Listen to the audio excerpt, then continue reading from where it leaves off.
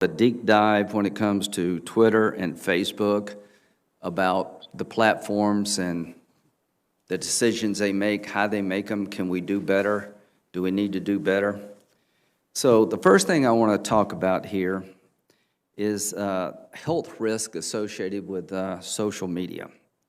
A 2018 Pew Research Center survey of nearly 750 13 to 17-year-olds found that 45% are online almost constantly, and 97% use social media platforms such as YouTube, Facebook, Instagram, or Snapchat. So why are we having this hearing? The products that these two companies offer, people like and they use. So the bottom line is they've probably been more successful than their wildest dreams, and they're having to make decisions that offend people on the left and the right. And what we're trying to do is look at Section 230 and to see if it needs to be modified or changed, because Section 230 basically allows social media platforms like Twitter and Facebook to pass on information without legal liability.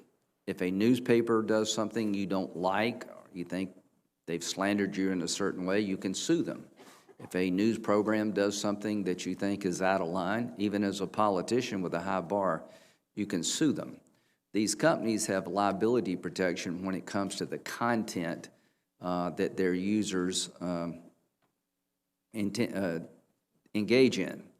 You can sue the person who gave the tweet, but you can't sue Twitter, who gave that person access to the world in terms of what they said.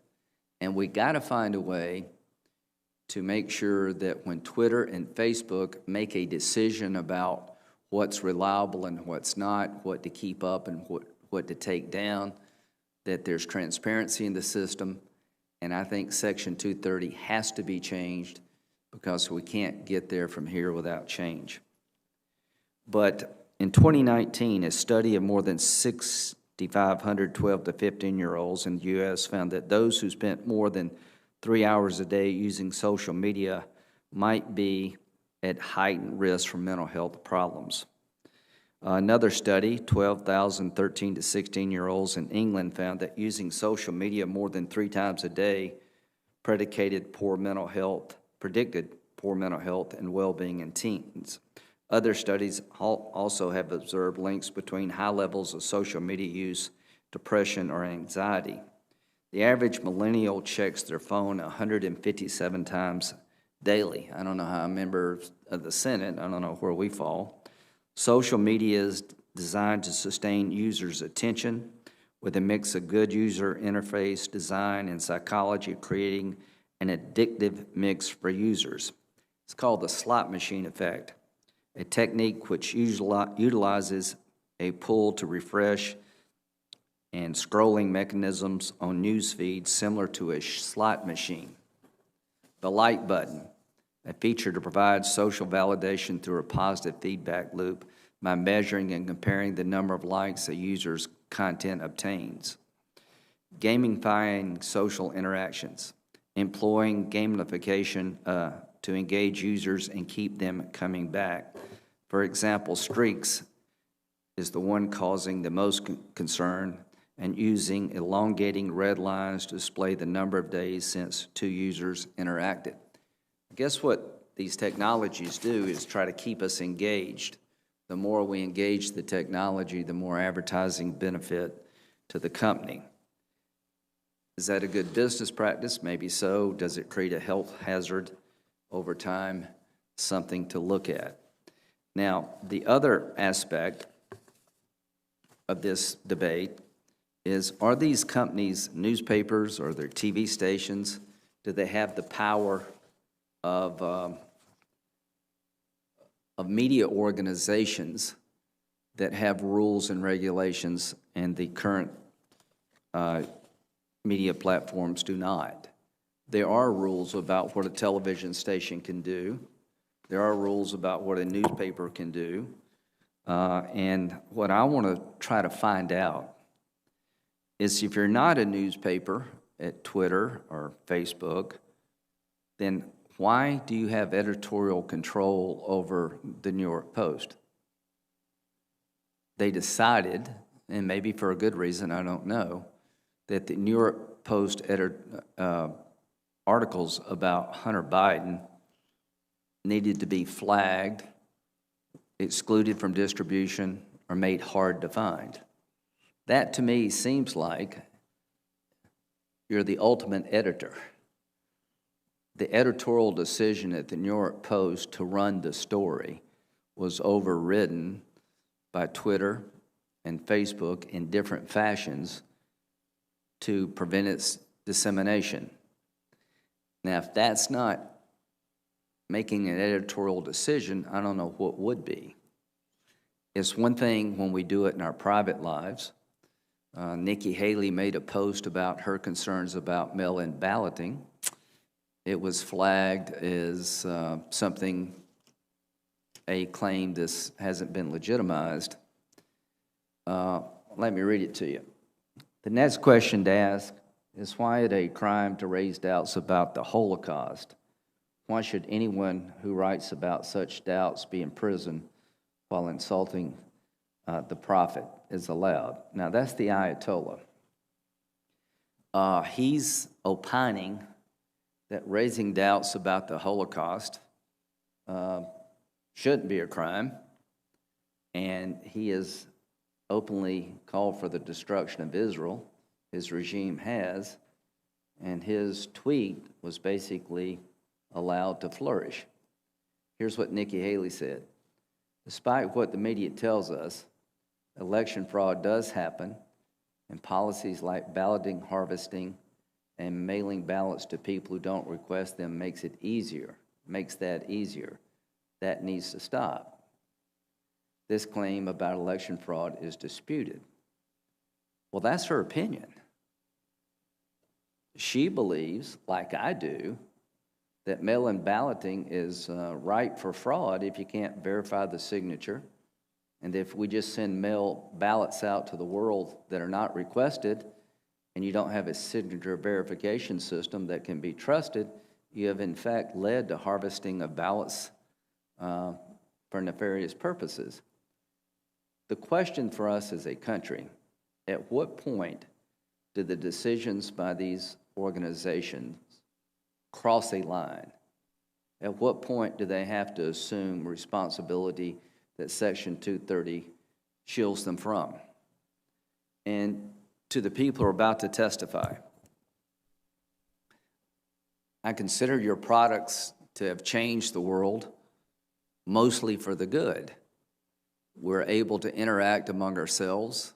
We're able to talk to each other and share life experiences. We're able to, in real time, communicate to our neighbors and our friends and those who oppose us what we think with technology that just makes it instantaneous and can literally light up the world. Section 230 was developed to allow these technologies to flourish.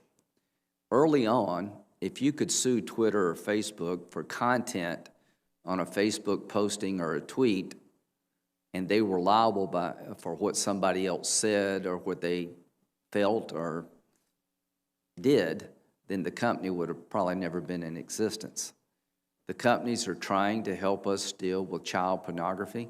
We have the Earn It Act that to be able to maintain liability protections when it comes to sexual exploitation of media sites, social media sites, by sexual predators. This committee has passed a bill saying you can only maintain that liability protection if, in fact, you use best business practices. And that's where I think we need to be going. My hope is that we change Section 230 to incentivize social media platforms to come up with standards that are transparent and opaque, that will allow us to make judgments about their judgments, that the fact checkers be known, that the community standards, who sets them, what are their biases, and give some direction to these companies because they have almost an impossible task. They're literally trying to engage in telling us what's reliable and what's not based on cable news commentary or tweets from politicians or average citizens. Nobody in a free society has ever had that responsibility before. And the question is, how do you control that responsibility? I don't want the government to take over the job of telling America what tweets are legitimate and what are not. I don't want the government deciding what content to take up and put down. I think we're all in that category. But when you have companies that have the power of governments, have far more power than traditional media outlets, something has to give. And I'm hoping in this hearing today that we can find a baseline of agreement, that Section 230 needs to be changed, that my bias would be to allow the industry itself to develop best business practices to protect the sites against terrorism and child exploitation and other concerns, that we look at the business practices of these companies through a health prism, that some of their practices need to be modified because it can become addictive. You know, we thought tobacco was a good thing for a long time to the point that we sent it to our soldiers in combat. The more we realized about the addictive nature of tobacco, the more we changed our mind about telling the public about the product. So whether or not we do that with social media platforms, that these platforms can be addictive if used too often, I don't know if we need to go there, but I do know that Section 230, it exists today, is got to give.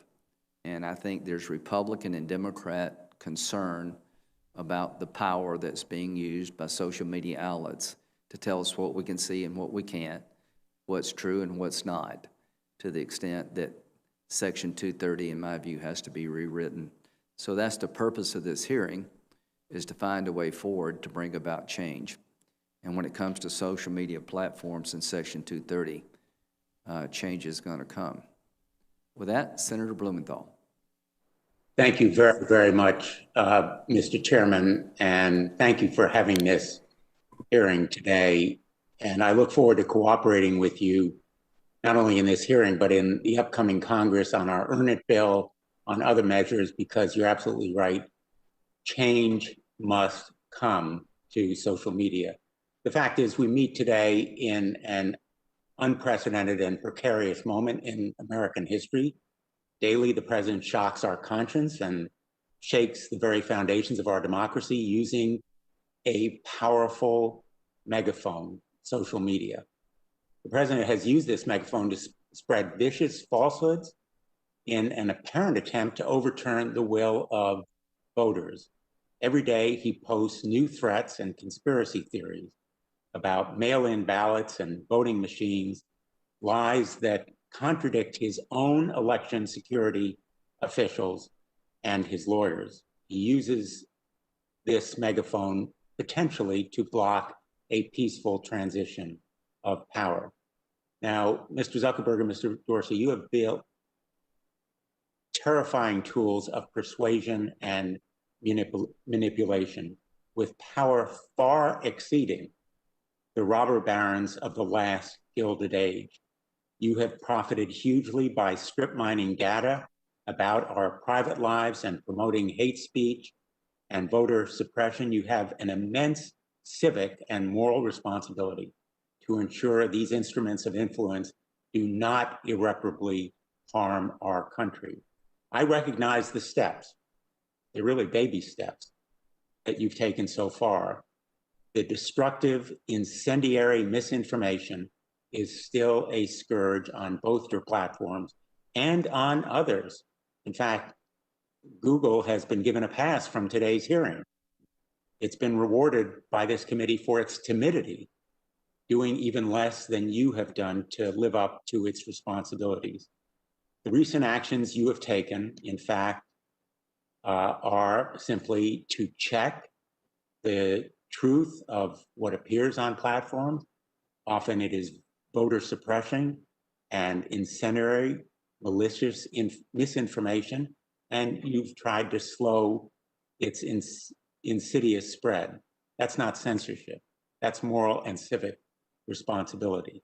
Now, I believe, and I hope the chairman agrees, that a series of hearings on big tech is long overdue on antitrust issues, on privacy concerns, and Section 230.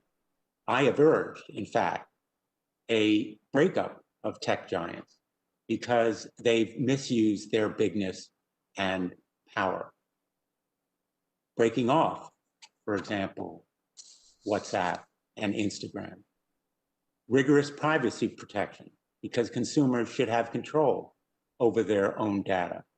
And indeed, Section 230 reform, meaningful reform, including even possible repeal in large part because their immunity is way too broad and victims of their harms deserve a day in court. But this hearing is certainly not the serious proceeding that we need. It may become a political sideshow, a public tar and feathering. My colleagues seem to want to ignore the foreign disinformation campaigns intended to interfere in our democracy and calls for murder of FBI Director Wray and Dr. Fauci. What we've seen here are fighting words and hate speech that certainly deserve no free expression protection. The fact is that the purpose of today's hearing seems as much to bully or browbeat you, Mr. Zuckerberg and Mr. Dorsey, from taking even more responsible action by threatening cuts to Section 230. Censorship is really a misnomer for this hearing. What you've done is to label and to fact check, to avoid amplifying misinformation, and to, in effect, impose those labels to alert people that what they are consuming may misinform them. And Facebook took down ads for Biden in Michigan and the ACLU in Colorado for mistaken information about voting. In short, there was action that affected both sides. I have fought for Section 230 reform for 16 years, from my time as Connecticut's Attorney General, when I took on the scourge of registered sex offenders grooming children on Facebook and MySpace. With Senator Portman, I have led passage of the only successful revision so far to Section 230, the Stop Enabling Sex Traffickers Act, known as SESTA. And Chairman Graham and I have authored the only bill to reform Section 230 that is actually moved out of a committee. This section, the Earn It Act, passed this committee unanimously. Change is going to come, no question. Change is on the way, and I intend to bring aggressive and targeted reform to Section 230. But I am not, nor should we be on this committee, interested in being a member of the speech police. There are real harms and real victims here. And in some ways, this hearing is a betrayal of those real harms and the real victims of them. Those harms have been caused by big tech because you have failed your responsibility, as have others in this industry. I want to see real reform that will enable these abuses to be reformed, because your platforms have embraced, abused, and weaponized child predators, violent white supremacists, and human traffickers. And I've heard heart-wrenching stories from the victims. You've set back civil rights protections for Muslim Americans who live in fear of armed militias, organized by private online groups. You have set back consumers and competition, making that kind of antitrust action very, very important. The American public deserves and demands real reform and accountability, national consumer privacy rules, antitrust principles, that curb predatory power and reforms to Section 230 that stop shutting the courthouse door to victims. I look forward to an opportunity for real change, and I think you can meet this moment by putting your power and your money on the right side of history. Thanks, Mr. Chairman. Well, thank you. Lot to unpack there. Senator Blumenthal's been great to work with. I'll continue to work with you. If we keep control of the committee, Senator Grassley would be the chairman next year, and I would encourage him to have the hearings that Senator Blumenthal referenced, that this is an ongoing conversation to get it right to the extent that we can get it right. Mr. Dorsey from Twitter, are you with us, Mr. Dorsey? I am. You hear me? Thank you. The floor is yours. Thank you to the members of the Judiciary Committee for the opportunity to speak with the American people about Twitter and your concerns around censorship and suppression of a specific news article, and generally what we saw in the 2020 U.S. elections conversation. We were called here today because of an enforcement decision we made against the New York Post based on a policy we created in 2018 to prevent Twitter from being used to spread hacked materials. This resulted in us blocking people from sharing a New York Post article, publicly or privately. We made a quick interpretation, using no other evidence, that the materials in the article were obtained through hacking, and according to our policy, we blocked them from being spread. Upon further consideration, we admitted this action was wrong and corrected it within 24 hours. We informed the New York Post of our error and policy update and how to unlock their account by deleting the original violating tweet, which freed them to tweet the exact same content and news article again. They chose not to, instead insisting we reverse our enforcement action. We did not have a practice around retroactively overturning prior enforcements. This incident demonstrated that we needed one, and so we created one we believe is fair and appropriate. I hope this illustrates the rationale behind our actions and demonstrates our ability to take feedback, admit mistakes, and make changes, all transparently to the public. We acknowledge there are still concerns around how we moderate content, and specifically our use of Section 230. 3 weeks ago, we proposed 3 solutions to address the concerns raised, and they all focus on services that decide to moderate or remove content. It could be expansions to Section 230, new legislative frameworks, or a commitment to industry-wide self-regulation best practices, requiring 1, moderation process and practices to be published, 2, a straightforward process to appeal decisions, and 3, best efforts around algorithmic choice are suggestions to address the concerns we all have going forward. And they're all achievable in short order. It's critical as we consider these solutions, we optimize for new startups and independent developers. Doing so ensures a level playing field that increases the probability of competing ideas to help solve problems going forward. We mustn't entrench the largest companies any further. Finally, before I close, I wanted to share some reflections on what we saw during the US presidential election. We focused on addressing attempts to undermine civic integrity, providing informative context, and product changes to encourage greater conversation. We updated our civic integrity policy to address misleading or disputed information that undermines confidence in the election, causes voter intimidation or suppression or confusion about how to vote, or misrepresents affiliation or election outcomes. More than a year ago, the public asked us to offer additional context to help make potentially misleading information more apparent. We did exactly that, applying labels to over 300,000 tweets from October 27th to November 11th, which represented about 2.2% of all US election-related tweets. We also changed how our product works in order to help increase context and encourage more thoughtful consideration before tweets are shared broadly. We're continuing to assess the impact of these product changes to inform our long-term roadmap. Well, thank you for the time. I look forward to a productive discussion focused on solutions. Thank you, Mr. Dorsey. Mr. Zuckerberg. Thank you, Chairman Graham, Ranking Member Blumenthal, and members of the committee.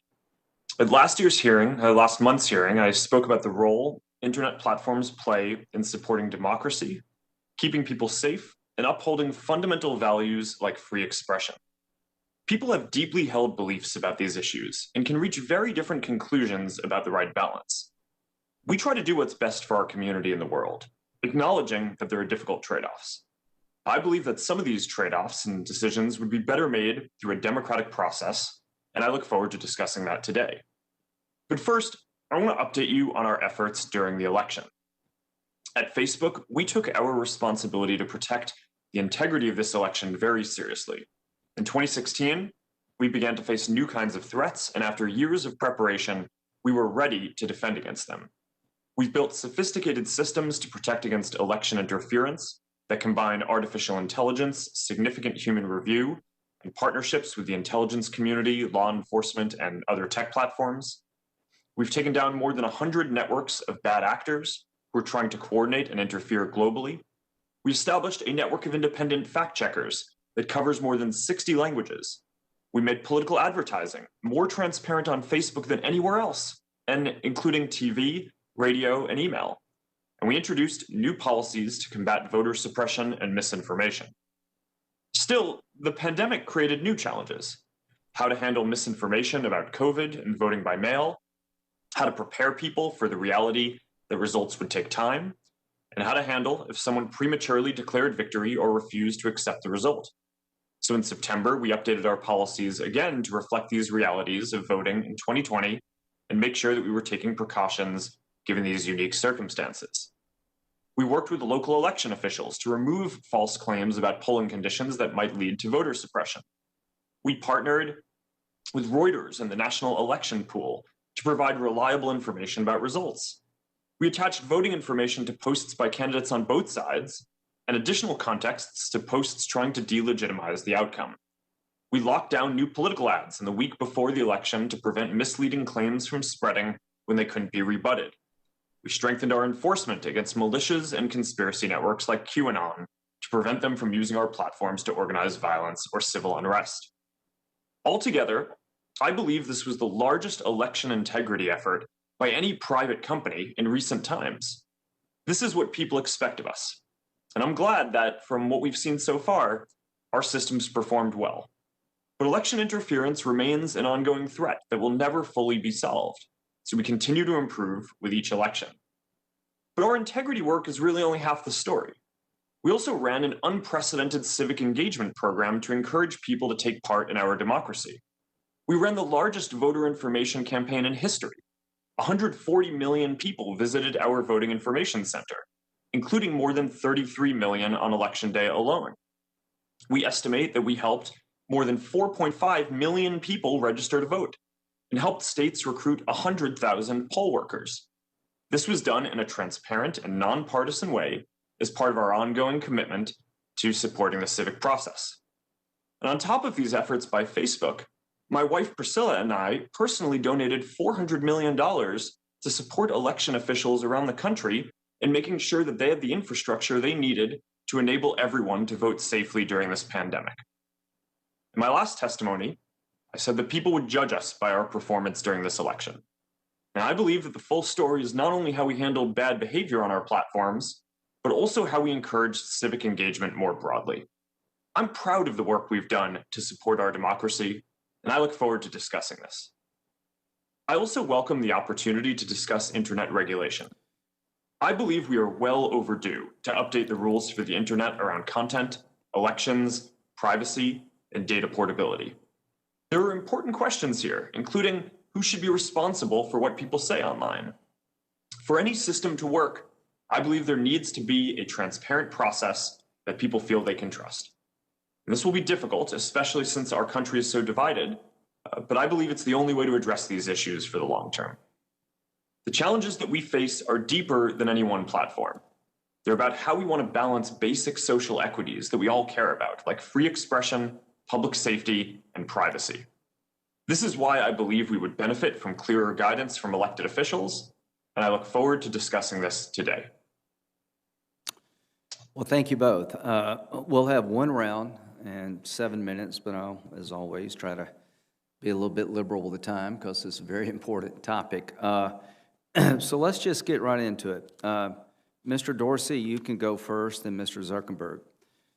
When you heard Senator Blumenthal's opening statement and mine, what did you get from it?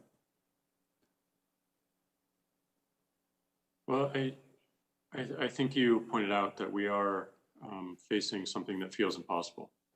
We are required to help increase the health of the public conversation, while at the same time ensuring that as many people as possible can participate. And in order to do so, we need to make policies so that people feel safe and they feel free to express themselves, to minimize threats of abuse, of harassment, of misleading information, of organized campaigns to artificially amplify or influence a particular conversation. And that policy creation, that enforcement is challenging, but also it is more or less opaque to the public. And that's where I think we have a gap. We have transparency around our policies. We do not have transparency around how we operate content moderation, the rationale behind it, the reasoning.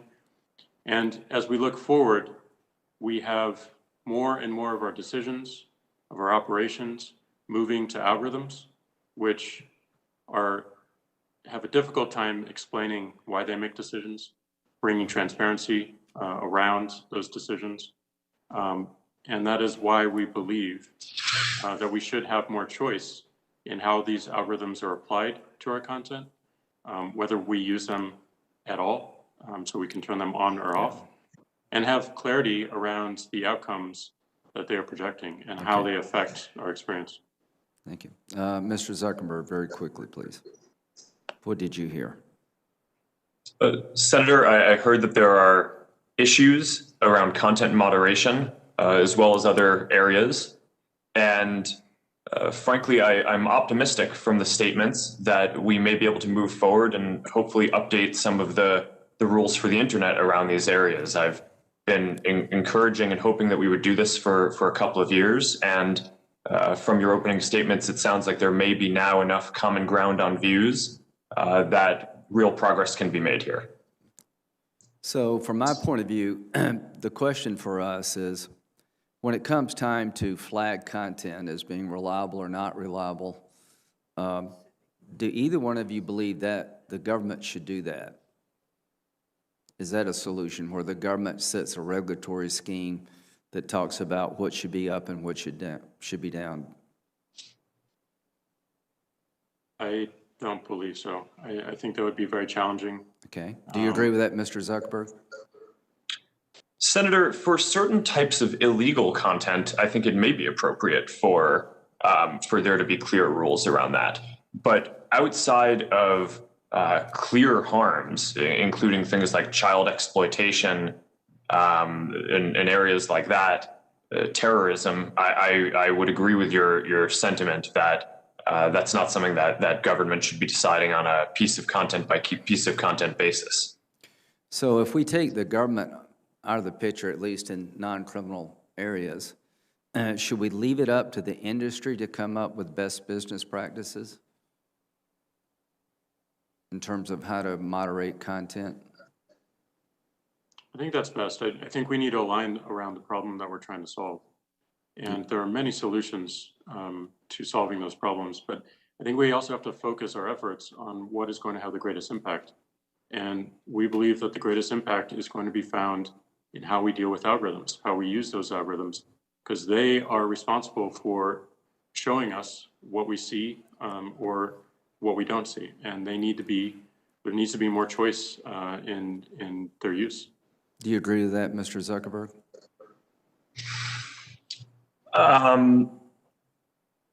Senator, I think that there is a role for regulation in the process, even if not defining on a piece of content by piece of content basis. And one of the areas that I've advocated for is regulation around transparency that goes beyond just about what the policies are and what the process is, but also goes towards results. And as an example of this, every quarter, Facebook releases a community standards enforcement report. It's basically a transparency report that breaks down each category of potentially harmful content that we track, ranging from terrorism to child exploitation content to incitement of violence to pornography to intellectual property violations. Yes, if I may, I don't mean to interrupt, but who sets those community standards? How are they set by the company? Senator, we have a policy team that consults with a number of different stakeholders and outside groups to make sure that we're getting feedback from broad swaths of our community on all of the concerns. Is that publicly known? Senator, I believe so. And our head of content policy has testified publicly multiple times. Okay. So when it comes to fact checking, would you give us a list of the people you use to fact check? Senator, yes. We work with a number of independent organizations that are accredited by the Poynter Institute, and they include Reuters, the Associated Press, Agence France Presse United States, USA Today, factcheck.org, Science Feedback, PolitiFact, Check Your Fact, Lead Stories, and The Dispatch in the United States. Okay, I think it's important for the public to know who sets community standards, how they're set, who does the fact checking, who you rely upon to do that. I think that would go a long way to people having a better understanding of the decisions you make. Mr. Zuckerberg, do you believe your product can be addictive? Senator, we certainly do not design the product in that way. We design the product to be as useful and meaningful as possible. That's not my question. My question is that there seems to be an ample body of growing medical evidence that social media sites have an addictive nature to them. Do you agree with that? Senator, I don't think the research has been conclusive, but it is an area that we care about and study. We certainly do not want our products to be addictive. We want people to use them because they are meaningful. And we take steps to make sure that this is the case. So, for example, we don't give the team that's running Newsfeed a goal around how much time people spend on our products, which goes counter to a lot of the memes and misinformation out there around how we operate. But my goal is to help people connect and find content and interactions that are going to be meaningful to them on our service. And our view is that if that's what we deliver over the long term and people find the services useful, then they'll use them more. But I don't think that companies should be optimizing to just encourage people to spend as much time as possible on them. Well, time's about up. Have you seen the movie Social Dilemma? Senator, I'm familiar with it. Okay, have you seen it, Mr. Dorsey?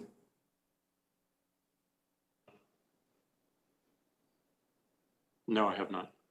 I would encourage both of you to see it. So here's what I think we're going to do on the committee over time, I hope, is to ask the question more directly, are these social media sites addictive? Do they have a public health component that needs to be addressed?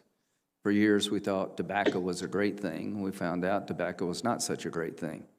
The medical science around these websites are becoming very concerning to me, particularly among children, and that you can manipulate how many times you watch. And you can set these media sites up so that people will constantly interact. So to both of you, I appreciate coming before the committee. We've got a long way to go. I don't think the government needs to regulate what we think or what we say, but we've got to up our game here. And I'll end with this last question. Do both of you support change to 230, reform of Section 230?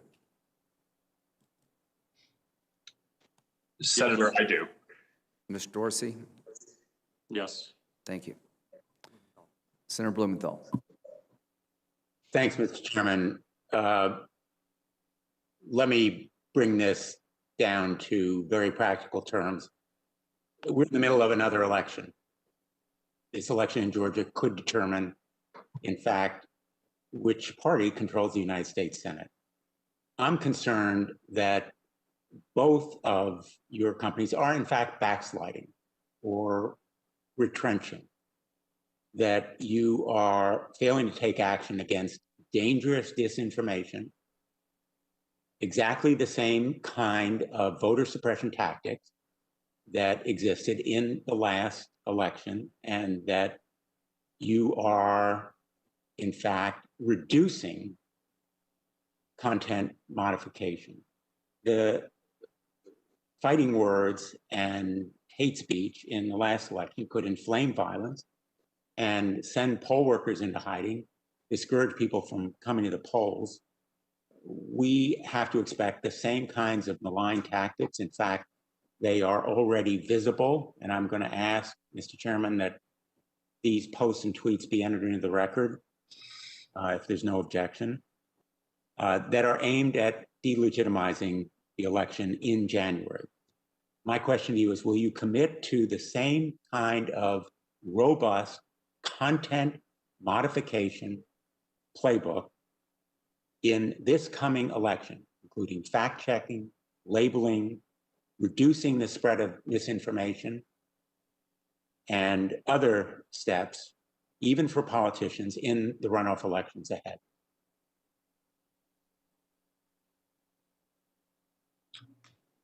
Senator, our policy is to have a similar approach in the upcoming Georgia special elections that we took during the general election. Mr. Dorsey? Yes, we do. We intend to learn from all of our experience with this election and bring all that learning going forward to make it more robust. During the past election, there was rampant disinformation on social media in Spanish-speaking sites, repeating QAnon conspiracies and false claims of election rigging. In my view, you need to do better. Will you commit to taking steps to improve content modification for Spanish-speaking communities before the Georgia runoff? Senator, this is something that we are already working on and worked on ahead of the general election. We have multiple fact checkers who focus on the Spanish as a language, and we made sure that we translated our voter information center into Spanish, which we showed at the top of Facebook and Instagram to everyone who uses those products in Spanish in the U.S. Those are a couple of the steps that we've taken, and we're certainly committed to focusing on this. And yes, we will, in partnership with Latinx civil rights groups. I'd like you to know, and perhaps you could submit to me within 1 week, what additional steps you're going to take, because this Georgia runoff is underway. And as I've indicated, I've seen a backsliding and retrenchment that is very deeply troubling, that have enabled the spread of this disinformation, the restarting of certain algorithms, for example, that promote or amplify misinformation, is very, very troubling. And I think I want to know within a week what additional steps you're taking to enhance the efforts to stop this kind of amplification and spread. Let me ask about Facebook community standards, which ban language that, quote, incites or facilitates serious violence. As you know, on November 5th, Steve Bannon, in a Facebook Live video, called for beheadings of Dr. Fauci and FBI Director Wray for not acting more favorably toward President Trump. Twitter banned Bannon for these remarks. You removed the video, Mr. Zuckerberg, but on Thursday, you reportedly told Facebook employees that Bannon had not violated enough policies that he should be banned from Facebook. My question to you is, how many times has Steve Bannon allowed the call for the murder of government officials before Facebook suspends his account? Senator, as you say, the content in question did violate our policies, and we took it down.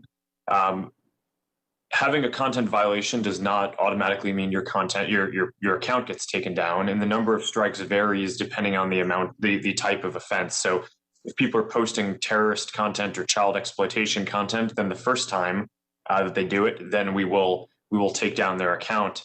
For other things, it's multiple. I'd be happy to follow up afterwards. We try not to Will disclose you these. take down his account? Sorry, I didn't hear that. Will you commit to taking down that account, Steve Bannon's account? Senator, no, that's not what our policies would suggest that we should do in this case. According to the internal records that are on the record now, leaked by NBC News, Facebook has removed fact checks and forgiven infractions for conservative pages and pundits such as Breitbart, Donald Trump Jr., Eric Trump, and Gateway Pundit, based on a fear of accusations of bias. Has Facebook avoided penalizing or fact-checking conservative pages that had violated its policies based on concerns of political bias and allegations of bias? Senator, no, we haven't done that. And I think that those reports mischaracterize the actions that we take. I'm not aware of any instance where we have overturned a fact check specifically. And certainly no action like that would be taken for the reasons that you're saying. What we do sometimes is apply some judgment on whether the repeat offender policies would render too harsh of a penalty, but that's different from overturning a specific fact check, and is not done for the reasons that you said. Well, I'm very concerned that, in fact, Facebook seems to have a record of making accommodations and caving to conservative pressure, and the president has tried to use an executive order on Section 230 to again bully or browbeat and exert pressure on you and others in this industry. They're, in effect, working the refs, and they're winning. Let me ask you about antitrust issues. In 2013, Facebook bought Onavo, which is a virtual private records network that claimed to protect users' privacy. In fact, Onavo's access to private information about its users provided Facebook with unparalleled ability to track potential competition. I want to know whether Facebook used data from Onavo when it decided to purchase WhatsApp in 2014. Senator, I believe that data from Onavo was one of the sources that the team looked at, but I don't think it would have taken using Onavo to understand that WhatsApp was a great product. And I don't think that was determinative in my decision to pursue that. Well, in fact, the House antitrust report says Onavo data was used to determine whether WhatsApp was, quote, killing Facebook Messenger, end quote. My time has almost expired, but let me just say finally that antitrust action by the Federal Trade Commission is long overdue. I believe that decisive action is necessary, including very likely breaking up Facebook as a remedy. All options ought to be on the table, including divestment of Instagram and WhatsApp. The FTC ought to impose strict conditions on how Facebook uses consumer data and competes with rivals, because the abuse of competition must end. Mr. Chairman, I ask that 3 letters from civil rights groups regarding disinformation and hate speech on Twitter, Facebook, and YouTube, and also a letter from a coalition of children's protection advocates on the Earn It Act and child sexual abuse material on digital platforms be entered into the record. Thank you both for being here today. Without objection, Senator Cornyn. Thank you, Mr. Chairman. Well, I'm glad to hear both of our witnesses today say that Section 230, that they are open to reform, because I think it's fair to say the internet has outgrown Section 230. And while we've made some modifications when it comes to terrorism and when it comes to child exploitation, I think there's more to do. But I think the question is going to be how this regulation is going to come to pass. I know there's some, including on this committee, who suggest that maybe we ought to create a private right of action so that individuals can sue over claims of violated rights on your platforms. I think that's one form of regulation. It's called regulation by litigation, but it's certainly not my first choice, and it's not optimal.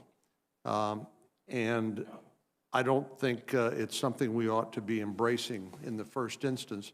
But I do think it's critical that each of you and your counterparts work with us to try to come up with something that will address the concerns.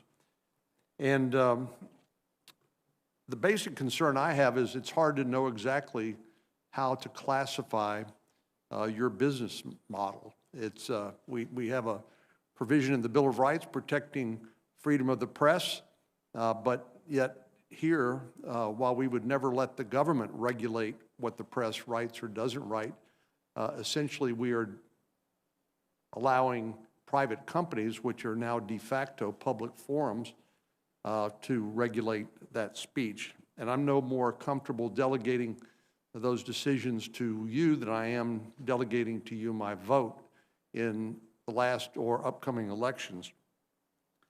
You know, Louis Brandeis famously said that the solution for bad speech is not less speech, it's more speech. And it seems to me like the practices that you are engaging in to tag, remove, and otherwise censor speech on your platforms violates that principle. And I'd like to know why that shouldn't be a better approach by allowing more speech rather than censoring what is perceived as bad speech.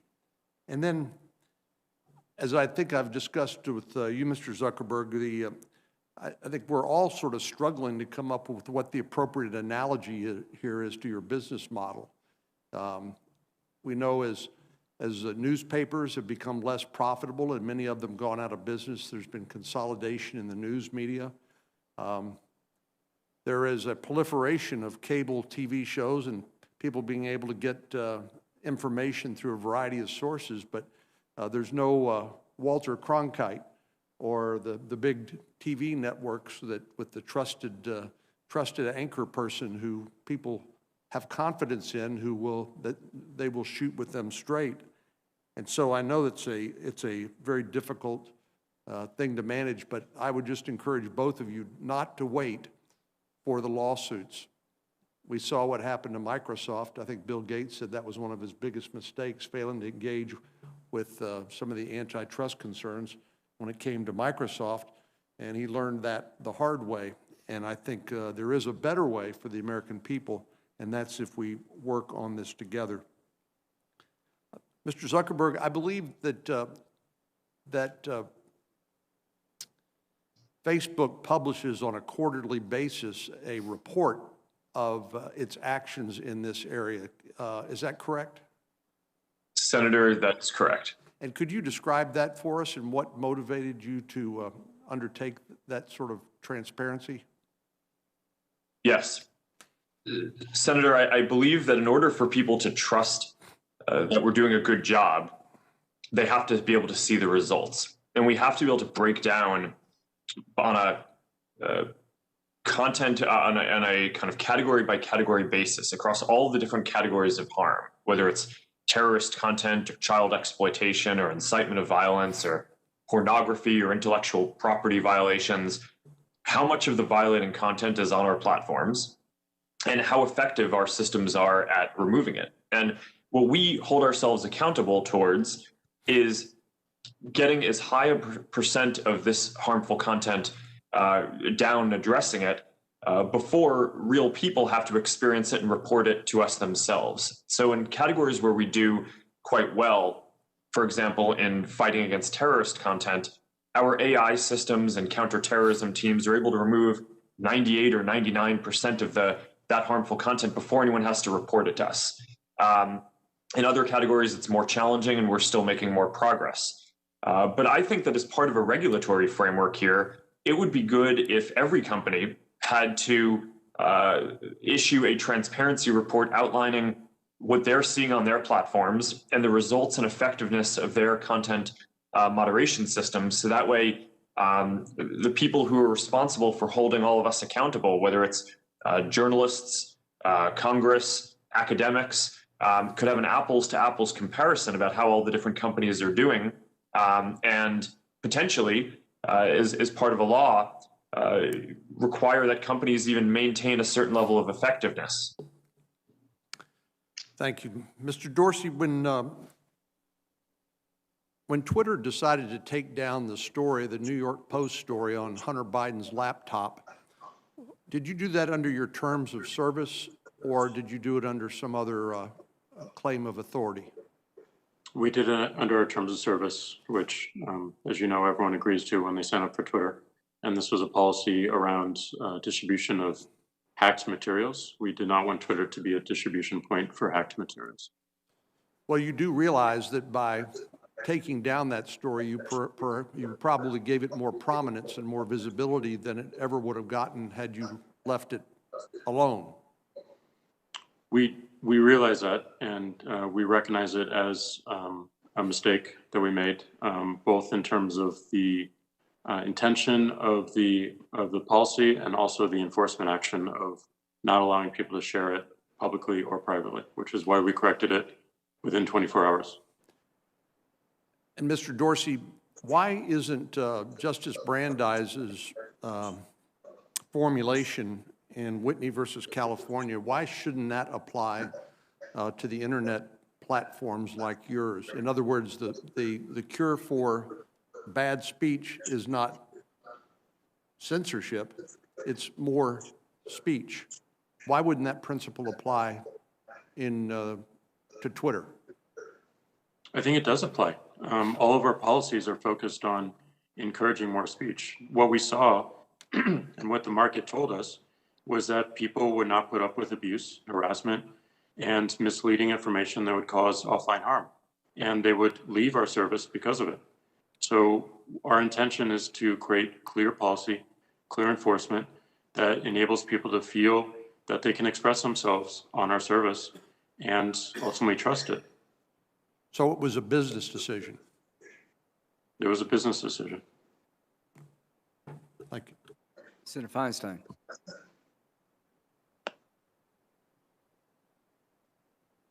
Thanks very much, Mr. Chairman.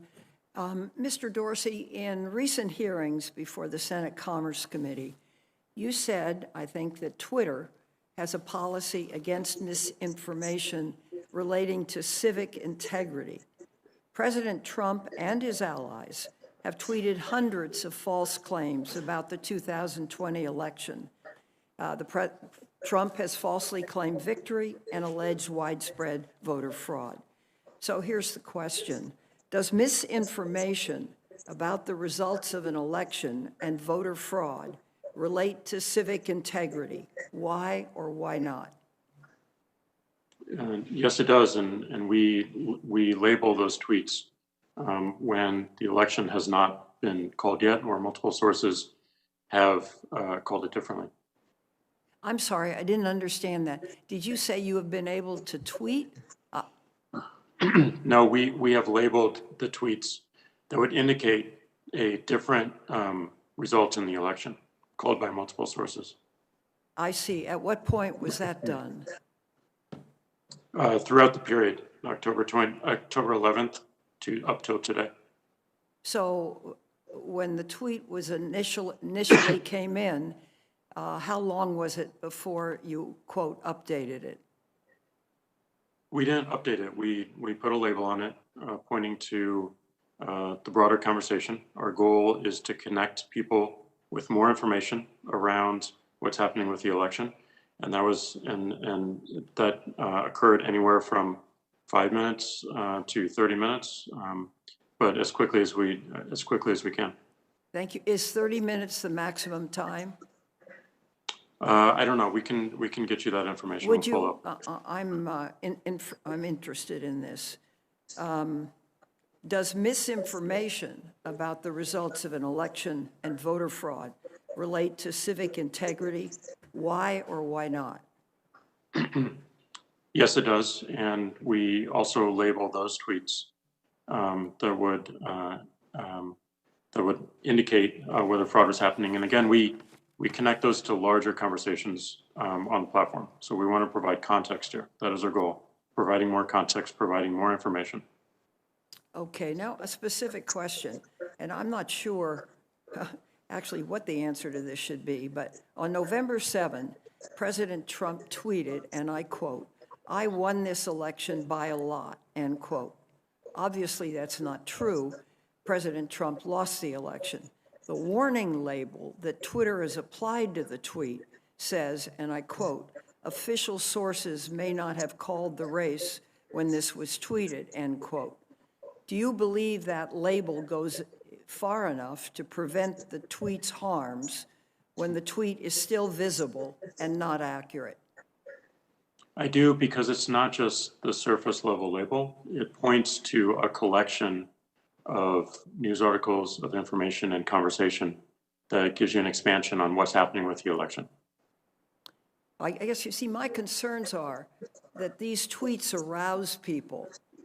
And it seems to me that the entity that runs this operation ought to have an understanding that when there is a major situation, that the tweets can play a unique role in either reassuring or stirring people up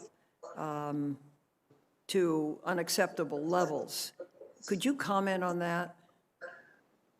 Well, I agree in spirit. I mean, our policy is focused on misleading information around the election and the civic process to provide greater context, to provide additive information so that people can make decisions around what's happening within the election. And that is 3 phases. That's the run up to the election, that's election day, and also the phase we're in right now, post-election. So our policies and enforcement are focused on providing more information, more context to people in those 3 phases. Well, let me give you a specific. On November 7, President Trump tweeted this: "I won this election by a lot," end quote. That's obviously not true. President Trump lost the election. The warning label that Twitter has applied to the tweet says, and I quote, "Official sources may not have called the race when this was tweeted," end quote. Now, here's the question. Does that label do enough to prevent the tweet's harms when the tweet is still visible and is not accurate? I believe it's really important that we show people a broader context, and that is the intention of the label. It is not just text below a tweet. It is a link to connect to a much larger conversation and news articles across the spectrum. Well, give me an example. What would have to happen before the situation would warrant a stronger response? Well, we did have stronger responses during Election Day and the week after, where we did put an interstitial, meaning that you had to click through to see the content of the tweet, and it limited spread for anything that went against our civic integrity policy, including premature calls to election results. Well, let me give you one more. On November 12, President Trump tweeted a conspiracy theory that 2.7 million votes for him were deleted. The warning label that Twitter has applied to that tweet said, quote, "This claim about election fraud is disputed."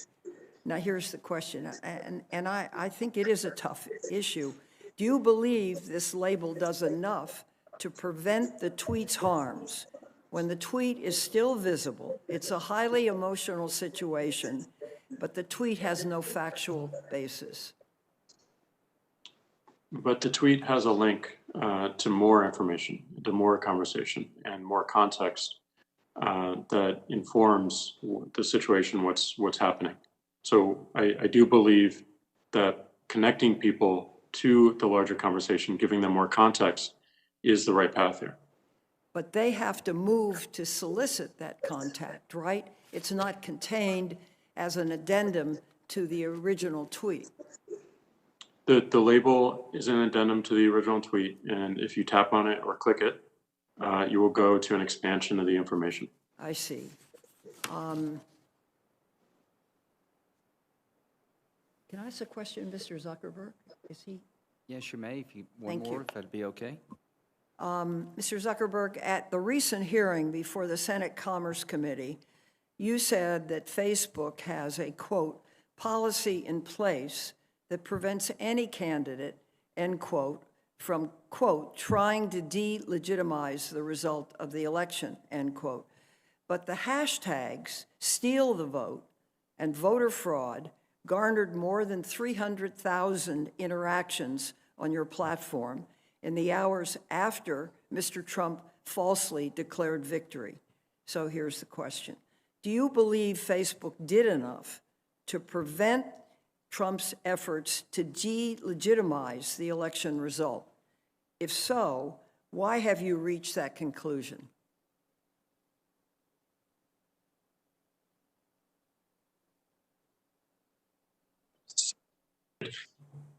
Senator, I believe that we've taken some very significant steps in this area. Not just the adding additional context to specific posts and making it so that when people search for different hashtags, we show additional information.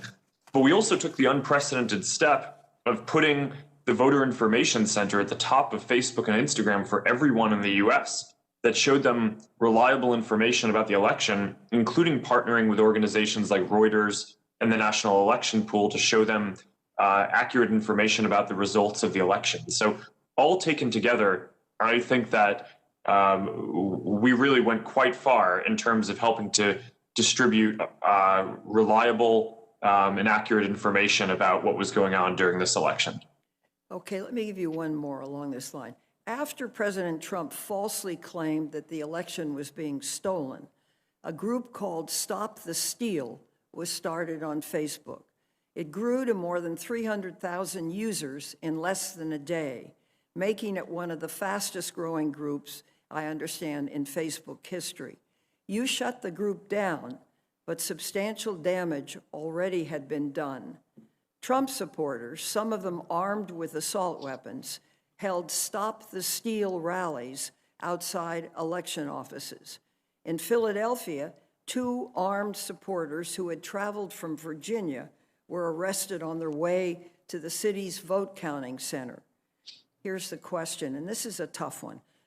What are your concerns about the spread of misinformation, no matter how innocent it is, or it is not innocent, like Trump's claims about the election, that they may incite violence?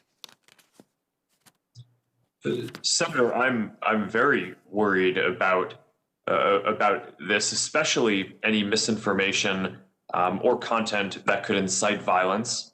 And during such a volatile period like this, one of our top priorities is making sure that people don't use our platform to organize any violence or civil unrest. And that was the basis under which we took that group, because there were a number of members who were posting potentially violent or encouraging violent comments that violated our policies.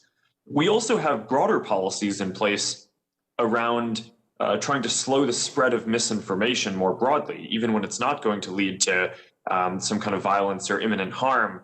And that's why we've created this independent fact-checking program where we work with more than 80 partners around the world to help do fact-checking, because people in our community have told us they don't want to see misinformation, but they also don't want us to be deciding what is true and false. So we've taken the step of building this program, which I believe is more sophisticated than what anyone else in our industry has. So I'm very focused on these issues. Well, I'm happy to hear that, because I'm really struck by it, that people armed with assault weapons as a product of a tweet could rally outside an election office. And I think it's really a serious issue that needs to be considered. And there need to be, once you signal that and people respond to it, it has to be in some way abated or some way pointed out or restructured on the internet itself. Now, can you respond to that? Senator Feinstein, And concerns? I hate to, we're almost double the time. Could we? I'm sorry. That's all right. We're going to have a vote come up, and I apologize. Senator Lee. Thank you, Mr. Chairman. First, I'd like to note that as far as the president's arguments about the election and how they turned out, inciting violence, I'd like to point out here that the only violence that I'm aware of has occurred in connection with Antifa. Antifa's response to pro-Trump peaceful rally attenders. So I don't quite understand that. Maybe we'll have a chance to dwell on that more in a minute. But first, I want to talk a little bit about federal law, existing federal law, and what it requires. Section 5 of the Federal Trade Commission Act prohibits businesses from engaging in unfair or deceptive trade practices. Compliance with this particular law requires that there be some consistency between what a company represents as their practices and their products and what they actually are. In other words, you can't sell one thing and provide another under the guise of providing something different than what's being sold. Both Twitter and Facebook represent and have represented for years to their users, their customers, that they take a neutral approach to election content moderation. However, as we've heard today, and as we will continue to hear today and into the foreseeable future, there are instances in which your platforms are taking a very distinctively partisan approach, and not a neutral one, to election-related content moderation. For example, just days before the election, Twitter suspended the account of Mark Morgan. Now, Mark Morgan is the commissioner of the U.S. Customs and Border Protection Office. And they suspended Commissioner Morgan's Twitter account, specifically for a tweet celebrating the success of the U.S. southern border wall. Apparently, Commissioner Morgan's tweet, his comments about the border wall, violated Twitter platform rules governing what it calls hateful conduct. Now, I've read the offending post, and the offending post from Commissioner Mark Morgan reads as follows. At CBP and the Army Corps of Engineers, continue to build new wall every day. Every mile helps us stop gang members, murderers, sexual predators, and drugs from entering our country. It's a fact. Walls work.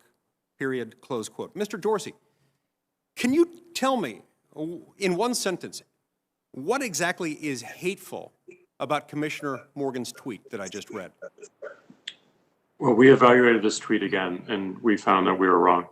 That was a mistake, and it was due to the fact that we had heightened awareness around government accounts during this time. So that was a mistake. We reverted it. Thank you. I appreciate that. We're going to get back to more of that in a minute and get back to the fact that, I understand that mistakes happen. But what we're going to see today is that mistakes happen a whole lot more, almost entirely on one side of the political aisle rather than the other. Now, Commissioner Morgan's statement in that tweet, as was initially taken down, is factual. There's nothing remotely hateful about it, and yet it was taken down. Now, on October 15th, Facebook relied on a third-party fact-checker's assessment to ban 2 advertisements from Facebook for, quote, partly false information. Now, both of these advertisements were factual in nature. They revealed Joe Biden's and Kamala Harris's views on late-term abortion. Joe Biden has stated that he won't accept any restrictions on abortion, and Senator Harris's views are such that she voted against requiring care for a child born alive during a botched abortion. The very next day, the third-party fact checker issued a statement retracting the assessment and retracting it as erroneous. However, it stunningly took Facebook almost 2 more weeks until October 29th, when voting had already started in many jurisdictions, to lift the ban on these legitimate ads. Ads that the fact checker had already declared a couple weeks earlier were erroneously taken down. So, Mr. Zuckerberg, why on earth did it take Facebook 2 weeks to correct this error? Senator, I'm not familiar with the details of us re-enabling that ad, so I can follow up with you after. It's possible that this was just a mistake or delay, and unfortunately, when we handle millions or billions of pieces of content a day, while we strive to do as well as possible and be as precise as possible, we will make some mistakes. Thank you. I appreciate your acknowledgement of the fact that there are mistakes. As I've noted previously, those mistakes sure happen a whole lot more on one side of the political spectrum than the other. Now, this is understandable. We're humans, but it's also understandable why this might occur. Maybe some of it has to do with your employees. 92.83% of Facebook employees who donated to federal candidates gave to Democrats. At Twitter, it's even more stark than that, as if it could get much more stark, but 99.3% of Twitter employees who donated to federal candidates gave to Democrats. And so these mistakes, they may be mistakes, but they're mistakes that rhyme. They may not repeat themselves, but they rhyme. And the consistent theme happens to be Republicans, conservatives, and pro-life activists. Now, I'd like to ask both of you, is there a list of every user or every content creator who has been deplatformed or had their content's reach altered or have had some other adverse action taken by either Facebook or Twitter altered? Is there some list that identifies each user for which that has happened? Mr. Zuckerberg, let's hear from you. Just a yes or no question. Does such a list exist? Senator, I'm not aware of anything like that existing. Mr. Dorsey, how about you? Not exactly sure what you're asking, but Yeah. we certainly. Simple question. Do you have a list of people, your users or content creators, who have had some adverse action taken against them, either being deplatformed or having their reach altered or something because of the content of their posts? Well, certainly whenever we take an action, it's recorded somewhere in a database, but I'm not sure if that's your intent. No, that's helpful. So what I'm hearing from both of you is that while there may not be an actual list, and I'd like you both to check to see if such a list exists, but even if there isn't, there is a de facto list because you have within your databases records of occasions when this has occurred. And so I'd like to ask both of you, if such a list exists, please send it to me. I'd like to see it. If such a list does not exist, you certainly do have the data necessary in order to generate some, and I request as a member of this committee that you generate such a list and provide it to me. Thank you very much, Mr. Chairman.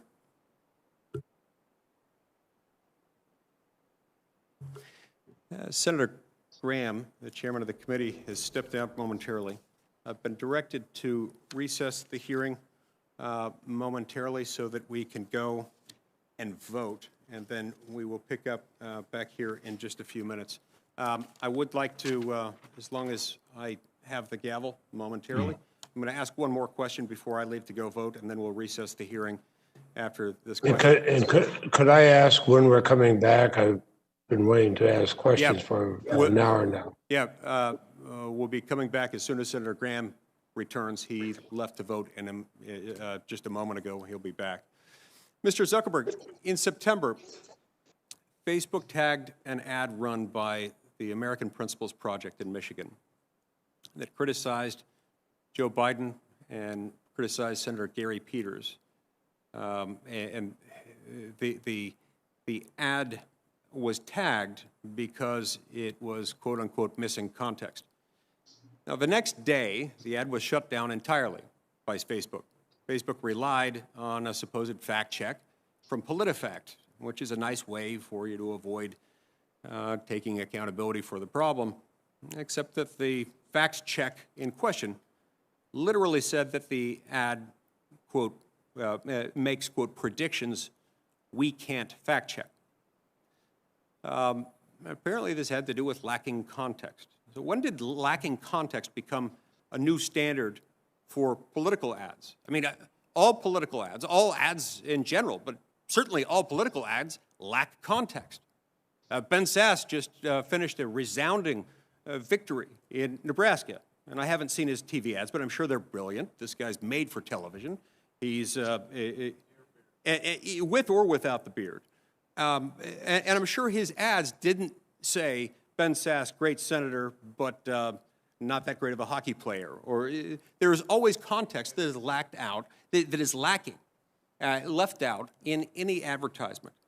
So what does that mean? And have you applied the missing context label to any Democratic ads, a single one that you can identify? Senator, I'm not familiar with that specific standard, but as kind of a background on the fact-checking program, the basis of this is that we have heard resoundingly from our community that people do not want to see misinformation and believe that it is a problem. But people also believe that they do not want Facebook to be the arbiter of truth in deciding everything that is true and false. And for what it's worth, I strongly agree with that. And I do not think it is the right thing for us to assume that role. So within those bounds, we've tried to create a fact-checking program that works with independent third parties who have been accredited by the Poynter Institute for Journalism, which I think is widely respected. And we give those fact checkers the latitude to determine whether ads or other content on our service is accurate. And if not, we apply some demotions or we prevent them from being run as ads. I can follow up in more detail afterwards on the specifics of your questions, since I'm not as familiar with them right now. I would appreciate that very much if you'd be willing to do that, because it's not only inconsistent with logic and with what the standards that apply in every other advertising context that I'm familiar with. It's also inconsistent with what Facebook itself does. Just to give you some context for that, while we're talking about missing context, I recently posted something about the election on Facebook. And my Facebook post was almost immediately tagged with the following, quote, election officials say that voter fraud, which is historically rare, has not affected the outcome in this election. They have confirmed that mail-in voting was conducted in accordance with state voting rules, close quote. Now, I find this a little disturbing. Tag, to me, sounds a whole lot more like state-run media announcing the party line rather than a neutral company, as it purports to be, running an open online forum. This kind of editorializing insulates people from the truth, and it insinuates that anyone concerned about voter fraud must be crazy. It also states it as if it were an irrefutable, neutral, objective fact. Now, maybe these kinds of concerns are out of the mainstream in Palo Alto, but they're not out of the mainstream with the rest of America. I have to reiterate, I hope this kind of manipulation wasn't intentional, but it's getting harder and harder for me to accept the premise that it could be anything but intentional. And if it was intentional, it's yet more evidence that Facebook's actions surrounding this election are incongruent with the promises that you've made to your own users. And that's a problem. Consistent with the directions have been given by Chairman Graham, we're now going to recess. I predict we'll be in recess for no more than 10 or 15 minutes until Chairman Graham returns. We stand in recess.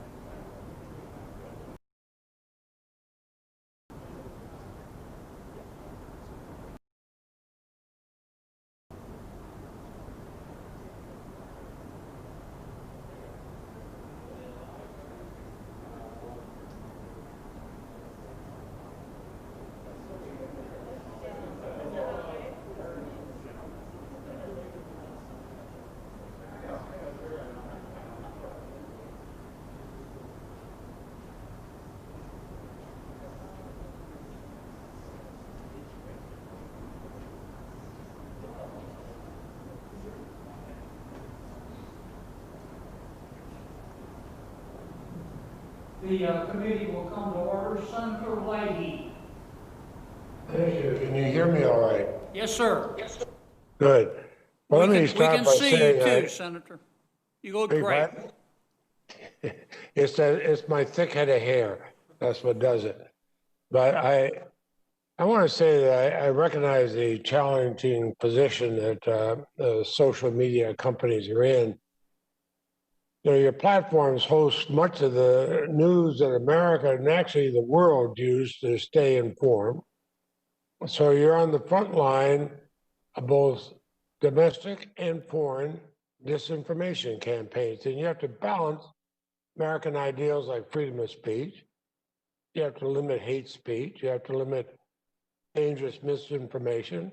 That's a significant challenge. I saw one of the people who came here to demonstrate last weekend in Washington saying they were there because they had found out that China had 1 minute before the polls closed dumped millions of votes for Joe Biden. And somebody said, well, what do you mean? They said, well, it was on the internet. It's got to be accurate. But now your platforms have taken some positive steps. I mentioned that one thing, and I hear from people all the time to stop me with some of these misinformation, sometimes very dangerous misinformation. They've gotten it from your platforms. And I have to think you can and must do better. You know, our security, I think even our democracy, understanding a basic truth depends upon you doing a better job. President Obama described the escalating erosion of the acceptance of facts, of science, of clear evidence as truth decay. Without facts, it's hard to imagine how a government by and for the people can exist, and your platforms can bring people together. I think often they act as a form of driving people apart. Now, during this election, President Trump has emerged as the most prominent distributor of false and misleading election information. He still does it. It's nothing short of propaganda. Without evidence, he routinely claims the election was rigged, says that states actually cheated and fixed the results. He even claims that millions of Trump votes were deleted. And he's doing that while his own Department of Homeland Security is saying the election was the most secure in American history. And there's no evidence that any voting system deleted or lost votes, changed votes, or was any way compromised. That's what our own U.S. government is saying, when the head of government, the president, is saying just the opposite. So it may make him feel better about the fact that he lost badly, but we shouldn't have to put up with it. So I have a question for both of you. Has Facebook or Twitter conducted an in-depth post-mortem review of election misinformation spread on your platforms? Not just what you labeled, but how far the misinformation reached. Have you done that kind of a post-mortem? Senator, we will do that analysis, and also we are commissioning and working with independent academics to enable them to do the studies themselves and to publish what they find without any intervention or permission required from Facebook. Thank you, and we are doing the same, including opening up our APIs to researchers to make sure that others are able to see what we may not see ourselves. will that be made available to us? Can other people see that results of that that study you're going to do? Both of you, I'd ask. Senator, yes, the academic research is going to be public, and the academics are going to be able to publish this themselves without even having to get Facebook's approval over what they publish. Thank you. Mr. Dorsey? And we'll make our reports and findings public as well, so everyone can learn. I'll look forward to reading them. And I'm actually and one member of the Senate will actually read them. So thank you. Because, you know, you look at some of the things that went on. There was I know Senator Blumenthal and others have raised this question about the Steve Bannon putting on a video. Think of what it did. It called for the murder, the beheading of Dr. Fauci and the director of the FBI, Christopher Wray. Just think what that does. I mean, the FBI director travels with security all the time. Dr. Fauci and his family are private citizens. They're calling for their beheading.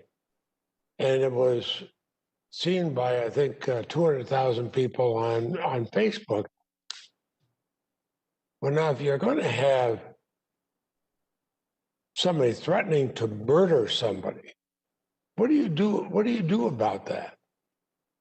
I mean, how do you catch that in a hurry? Because, I mean, I was a prosecutor. I prosecuted murderers, and we didn't have to face this kind of threat at that time. But what do you do when hundreds of thousands of people see a threat, go murder somebody? Senator, in that case, that content violated our policies and we took it down. And as has been the subject of some of the other questions, if someone had multiple offenses like that, we would remove their whole account. Well, that I'm sure that's the threat that if they multiple times say go out and murder somebody, cut off their head, you know, we're going to face a real problem. Facebook will take down our posting. Oh my goodness, what a deterrent. So, Senator, what we try to do is identify content that violates our policy before anyone in the community has to see it or even report it to us. And for some categories like terrorism, which I've cited before, about 98 or 99% of the content that we take down our AI and human systems find before anyone even has to report it to us. On hate speech, we're up to 94% of the content that we take down, our AI systems and content reviewers find it before people have to report it to us. What we try to drive on more effectiveness is basically finding more and more of that harmful content earlier before it is seen broadly across our system. Let me ask you about that because, we've had these discussions before. I'm deeply concerned about Facebook's role in spreading hate speech in Myanmar. Hate speech that helped fuel a genocide against the Muslim Rohingya people. And I mean, horrible. I've seen the pictures. I've seen what's happened to the genocide. Now, you've made some progress about this since you and I had talked about it last. But my understanding is that Facebook shuts down specific accounts that violate your content-related policy, but then that user can, of course, just create a new account. In Myanmar, for example, on October 8th, Facebook took down 38 inauthentic accounts created and controlled by members of the Myanmar military, in part to promote anti-Rohingya content. And I compliment you for doing that. But the Myanmar military just turned around and created new accounts to promote the same content. So in some way, you got a whack-a-mole problem here. But is there a way that you can stop these things, not just at the account level, but at the user level? And I use that as an example because people are being murdered in a systematic genocide. Please answer Senator Leahy's question, then we'll need to move on. But go ahead. Well, and I'm sorry to take long, but the previous questioner took all his time plus all the time that had been allotted to me. Yeah, no, we're at 2.5 minutes, and let's just wrap it up, but go ahead and answer the question. Senator, you're correctly pointing out that we did disable certain generals in the Myanmar military as dangerous figures, and they are not allowed to sign up for new accounts. But as you point out, these kind of integrity problems are not ones that there's a silver bullet or where you can ever fully solve them. We will always be working to help minimize the prevalence of harm, in the same way that a city will never eliminate all crime. You try to reduce it and get it and have it be as little as possible. And that's what we try to do through a combination of building AI systems to identify harmful content up front, hiring thousands of people and tens of thousands of people to do content review, and partnering with organizations, whether it's in the intelligence community, law enforcement, election officials, or in Myanmar, local civil society, to help us flag things that we should be aware of and on high alert about. Thank you, Mr. Chairman. I'll have some questions for the record for both of the witnesses. Thank you very much, Senator Lay. I appreciate that. Senator Cruz. Thank you, Mr. Chairman. Facebook and Twitter and Google have massive power. They have a monopoly on public discourse in the online arena. I will say it's dismaying listening to the questions from our Democratic colleagues, because consistently the message from Senate Democrats is for Facebook and Twitter and Google to censor more, to abuse their power more, to silence voices that Senate Democrats disagree with more. That is very dangerous if we want to maintain a free and fair democracy, if we want to maintain free speech. There was a time when Democrats embraced and defended the principles of free speech. There was a time when Democrats embraced and defended the principles of a free press. And yet there's an absolute silence from Democrats speaking up for the press outlets censored by big tech. There's an absolute silence for Democrats speaking out for the citizens silenced by big tech. Instead, there is a demand: use even more power to silence dissent, and that's a totalitarian instinct that I think is very dangerous. At the same time that big tech exercises massive power, it also enjoys massive corporate welfare through the effect of Section 230, a special immunity from liability that nobody else gets. Congress has given big tech, in effect, a subsidy while they become some of the wealthiest corporations on the face of the planet.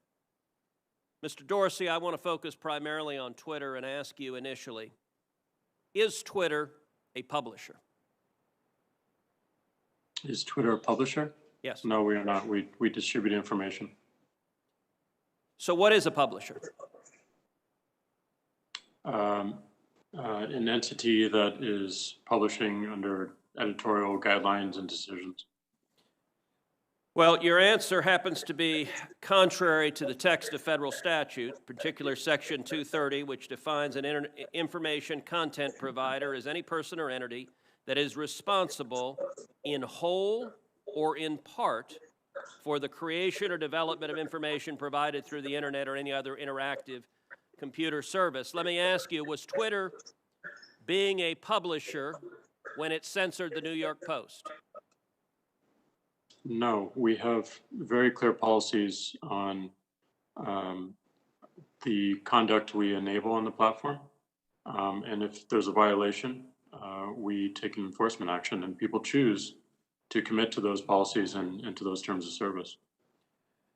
Except your policies are applied in a partisan and selective manner. You claim it was hacked materials, and yet you didn't block the distribution of the New York Times story that alleged to talk about President Trump's tax returns, even though a federal statute makes it a crime to distribute someone's tax returns without their consent. You didn't block any of that discussion, did you?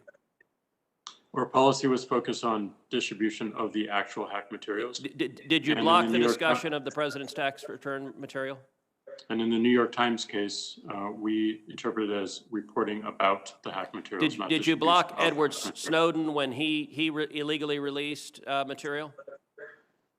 I don't have the answer to that. The answer is no. You haven't used this in a selective manner. Let me ask you, were you being a publisher when you forced Politico and other journalistic outlet to take down their tweets on a topic that you had deemed impermissible? No.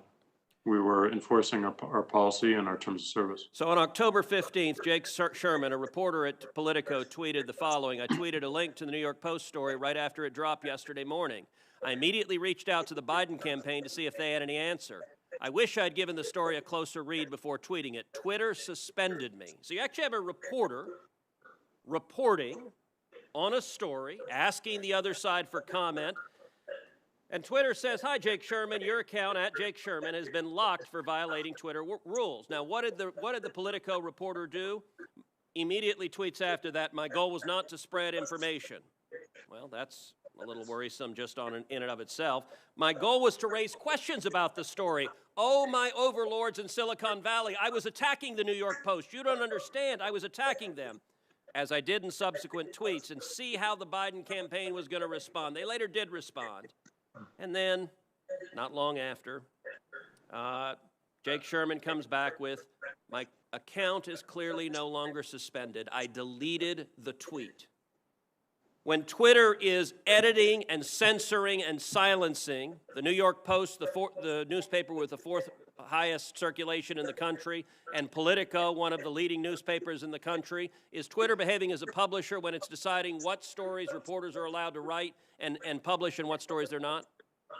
No, and that account was not suspended. It fell afoul of the hacked materials policy.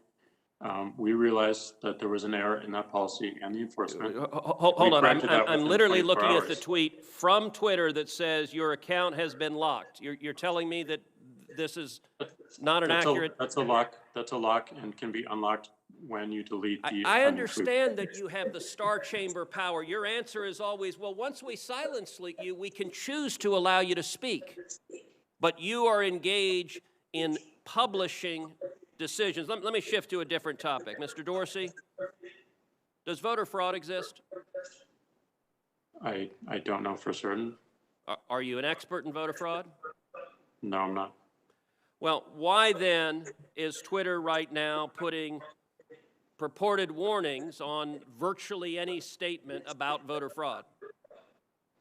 We're simply linking to a broader conversation so that people have more information. No, you're not. You put up a page that says, quote, voter fraud of any kind is exceedingly rare in the United States. That's not linking to a broader conversation. That's taking a disputed policy position, and you're a publisher when you're doing that. You're entitled to take a policy position, but you don't get to pretend you're not a publisher and get a special benefit under Section 230 as a result. That link is pointing to a broader conversation with tweets from publishers and people all around the country. Mr. Dorsey, would the following statement violate Twitter's policies? Quote, absentee ballots remain the largest source of potential voter fraud. I imagine that we would label it so that people can have more context and read through. How about this quote? Quote, third-party organizations, candidates, and political activists. Voter fraud is particularly possible where, quote, third-party organizations, candidates, and political party activists are involved in, quote, handling absentee ballots. Would you flag that as potentially misleading?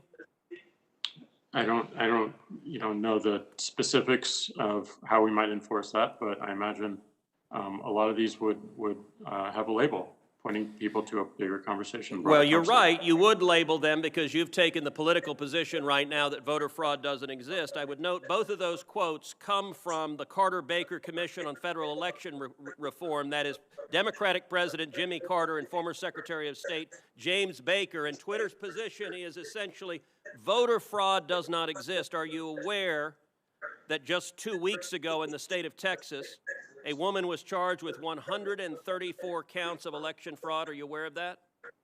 I'm not aware of that. If I tweeted that statement with a link to the indictment, would you put a warning on it that says, well, the Democratic Party position right now is voter fraud doesn't exist? I don't think it's useful to get into hypotheticals, but I don't believe so. You don't believe so? Well, we're going to test that because I'm going to tweet that and we'll see what you put on it. All right. Yesterday, Mr. Dorsey, you and I spent a considerable amount of time on the phone, and you said that you wanted to embrace transparency. So I want to ask you, I have asked Twitter, I've asked Facebook multiple times, How many times have you blocked Republican candidates for office, their tweets or their posts in 2016 and 2018 and 2020? How many times have you blocked Democratic candidates for office? How many times have you blocked Republican office holders? How many times have you blocked Democratic office holders? Twitter has repeatedly refused to answer that question with specific hard data and cataloging the examples. In the interest of transparency, which you said you want to embrace, will you commit in this hearing right now to answer those questions in writing? And That's we'll let exactly that what be we the want to last do. question. Okay. I'm sorry, Mr. Dorsey, I didn't hear you. That's exactly what we're pushing for as we think about building upon 230. Is that a yes transparency, that you will just- answer those questions in writing? Transparency, not just of outcomes, but also our process as well. Is that a yes that you will answer those questions in writing? We'll certainly look into it and see what we can do. And actually answer them and not give lawyerly doublespeak about why you're not going to give specifics. Answer them. Will you commit to this committee that you will answer those questions?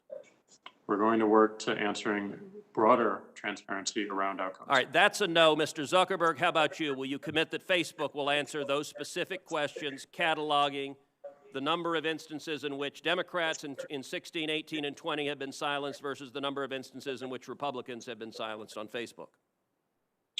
Senator, I'm not sure if we have that data available, but I will follow up with you or your team.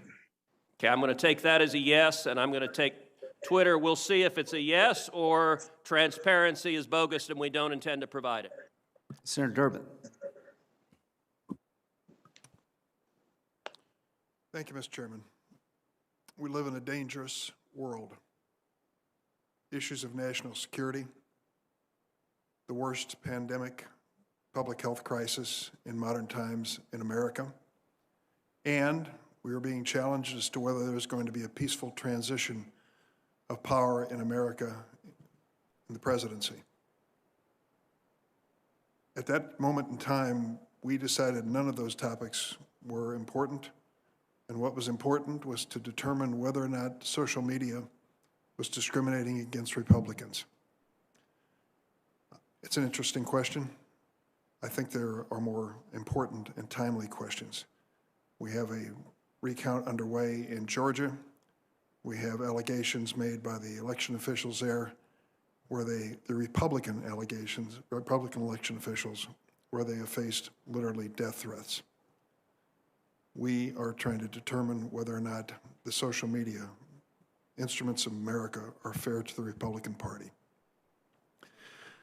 I'm trying to struggle with this issue because I want to put it in a context, and maybe I can't. Maybe this is unique.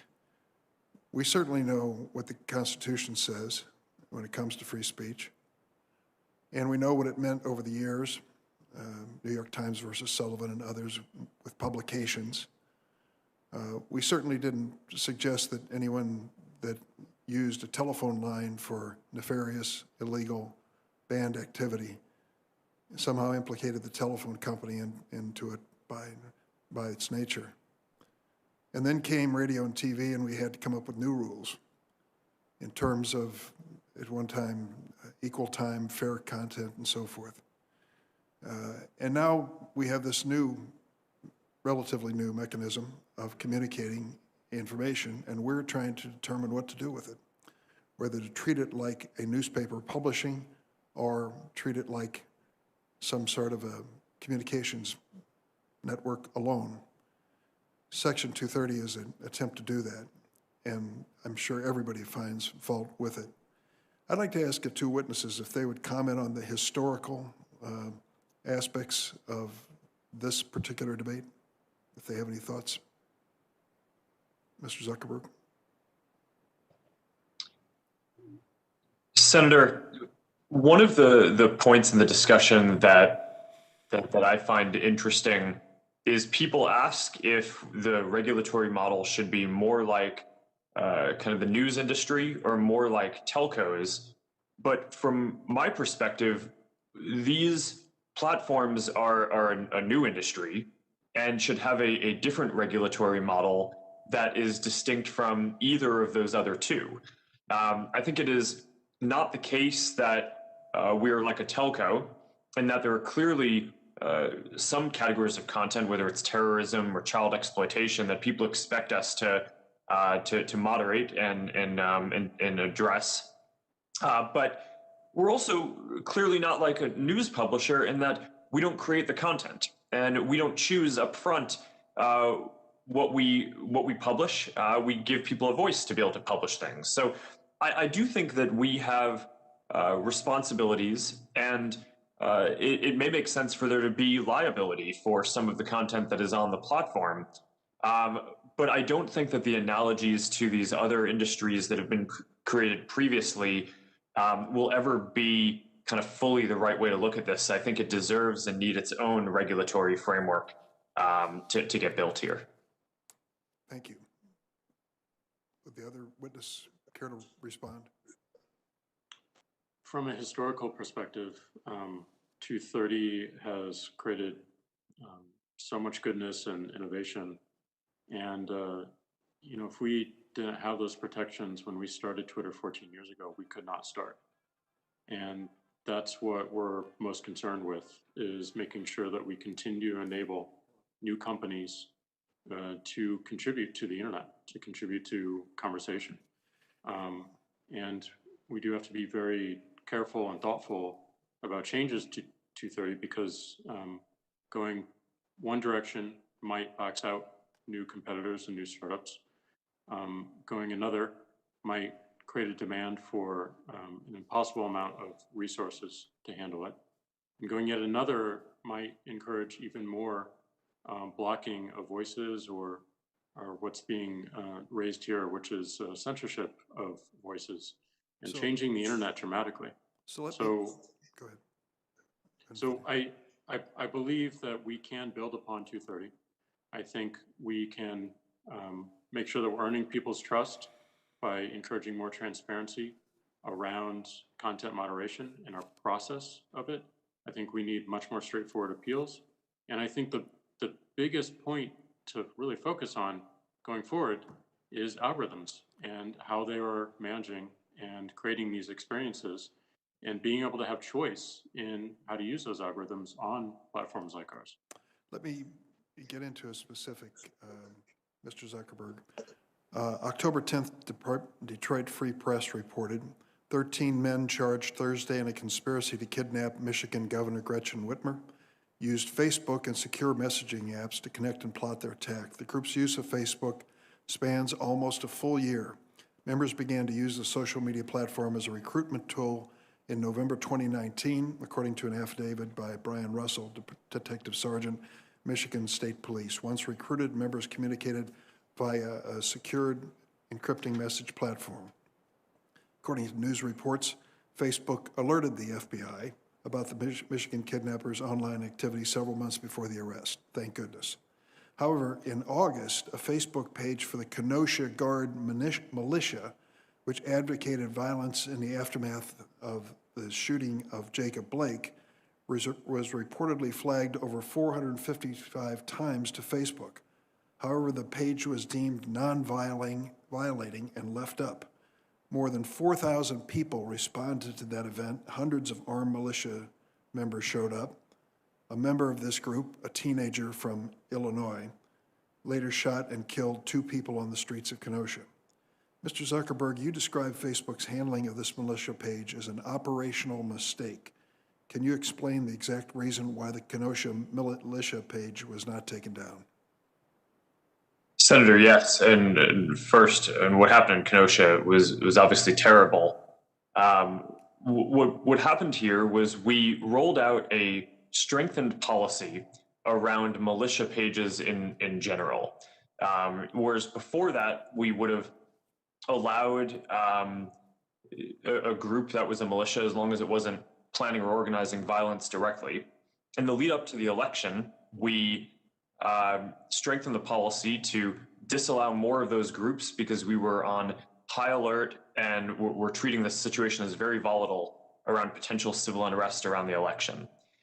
We just put that policy into place, and for a number of reasons, it had not yet been fully rolled out, and all of the content reviewers across the company hadn't been fully trained on that. So We made mistakes in assessing whether that group should be taken down. But upon appeal, when it was escalated to a more senior level of content review folks who have more specific expertise in these areas, we recognized that it did violate the policy, and we took it down. It was a mistake. It was certainly an issue, and we're debriefing and figuring out how we can do better. Although one other piece that I would add is that the person who carried out the shootings was not in any way connected to that page or linked to any of the content there from anything that we or others can tell. Mr. Chairman, if I could ask one more question.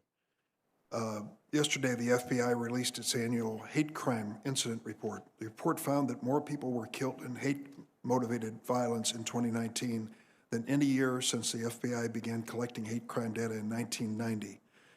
The report also found that race-based hate crimes remain the most common type of hate crimes last year, and documented increase in religion-based hate crimes, anti-Hispanic hate crimes, and hate crimes targeting individuals based on gender identity. Given these statistics, it appears to me that it's more important than ever for social media companies to combat hate on their platforms.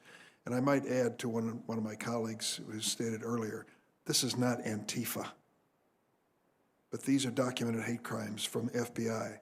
Muslim advocates, Muslim have reached out to you many times, Mr. Zuckerberg, about this issue relating to published content that reflects on certain religious groups.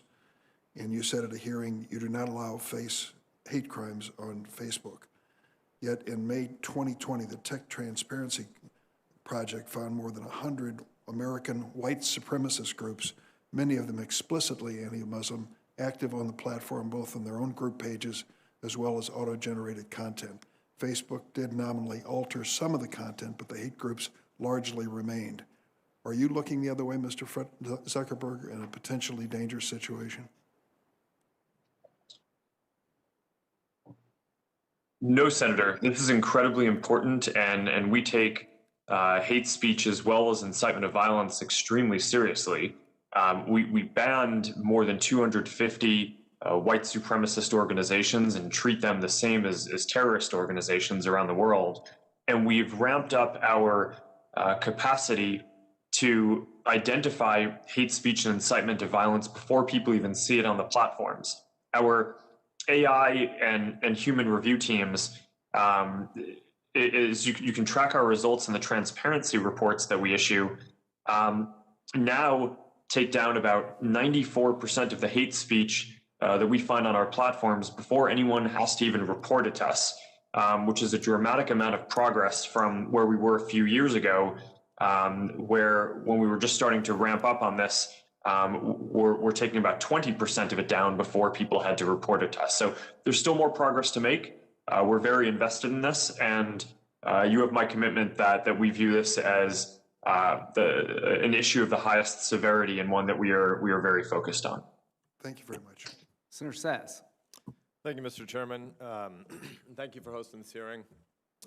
Clearly important topics around content moderation. I'm a skeptic of the content moderation policies that exist, both because I don't think the standards are very transparent and I don't think the execution is very consistent.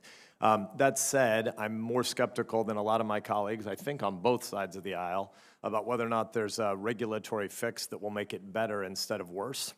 I especially think it's odd that so many in my party are zealous to do this right now when you would have an incoming administration of the other party that would be writing the rules and regulations about it. And I think it's telling that a number of folks on the other side of the dais, I think of Senator Blumenthal, a guy I like, but who seemed to almost be giddy about the prospect of a new government regulatory agency to police online speech. And I think a lot of people on my side should take pause at the idea that so many on the other side of the aisle are excited about having the next administration get to write these rules and regulations. But to the broader question, first just to get to kind of a level set, and I want to thank both the witnesses for being here today. But when Senator Lee lays out some of the issues he did about, just the every human community is going to be situated in a different place about policy commitments and priorities and beliefs. But when Senator Lee said that 93% of Facebook employees who contribute to politics do so on the left, and 99%, I think it was, of Twitter employees contribute on the left, I would just be interested to see if either of the two of you think that has implications in the shepherding of your organizations. Again, I recognize fully that you're private organizations, and so again, I'm more skeptical of a governmental fix for a lot of the problems we're talking about here today. But I'm curious as to whether or not Mr. Zuckerberg and Mr. Dorsey, and I guess we'll start with Facebook, I'm curious as to whether or not you think it's likely that there is systemic bias inside your organization in the execution of content moderation policies, given that your employee base is so unrepresentative of America in general. Senator, I think it's a good question, and certainly I think it means that we have to be more intentional about what we do and thoughtful.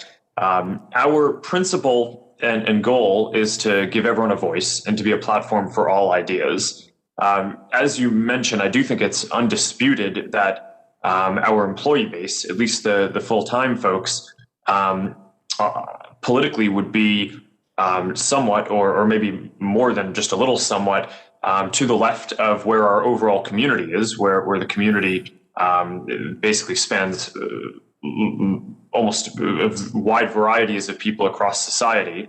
So I do think that means that we need to be careful and intentional internally to make sure that bias doesn't seep into decisions that we make. Although I'd point out a couple of things. One is that people have a lot of different views outside of work, and we expect and I think generally see that people conduct themselves professionally.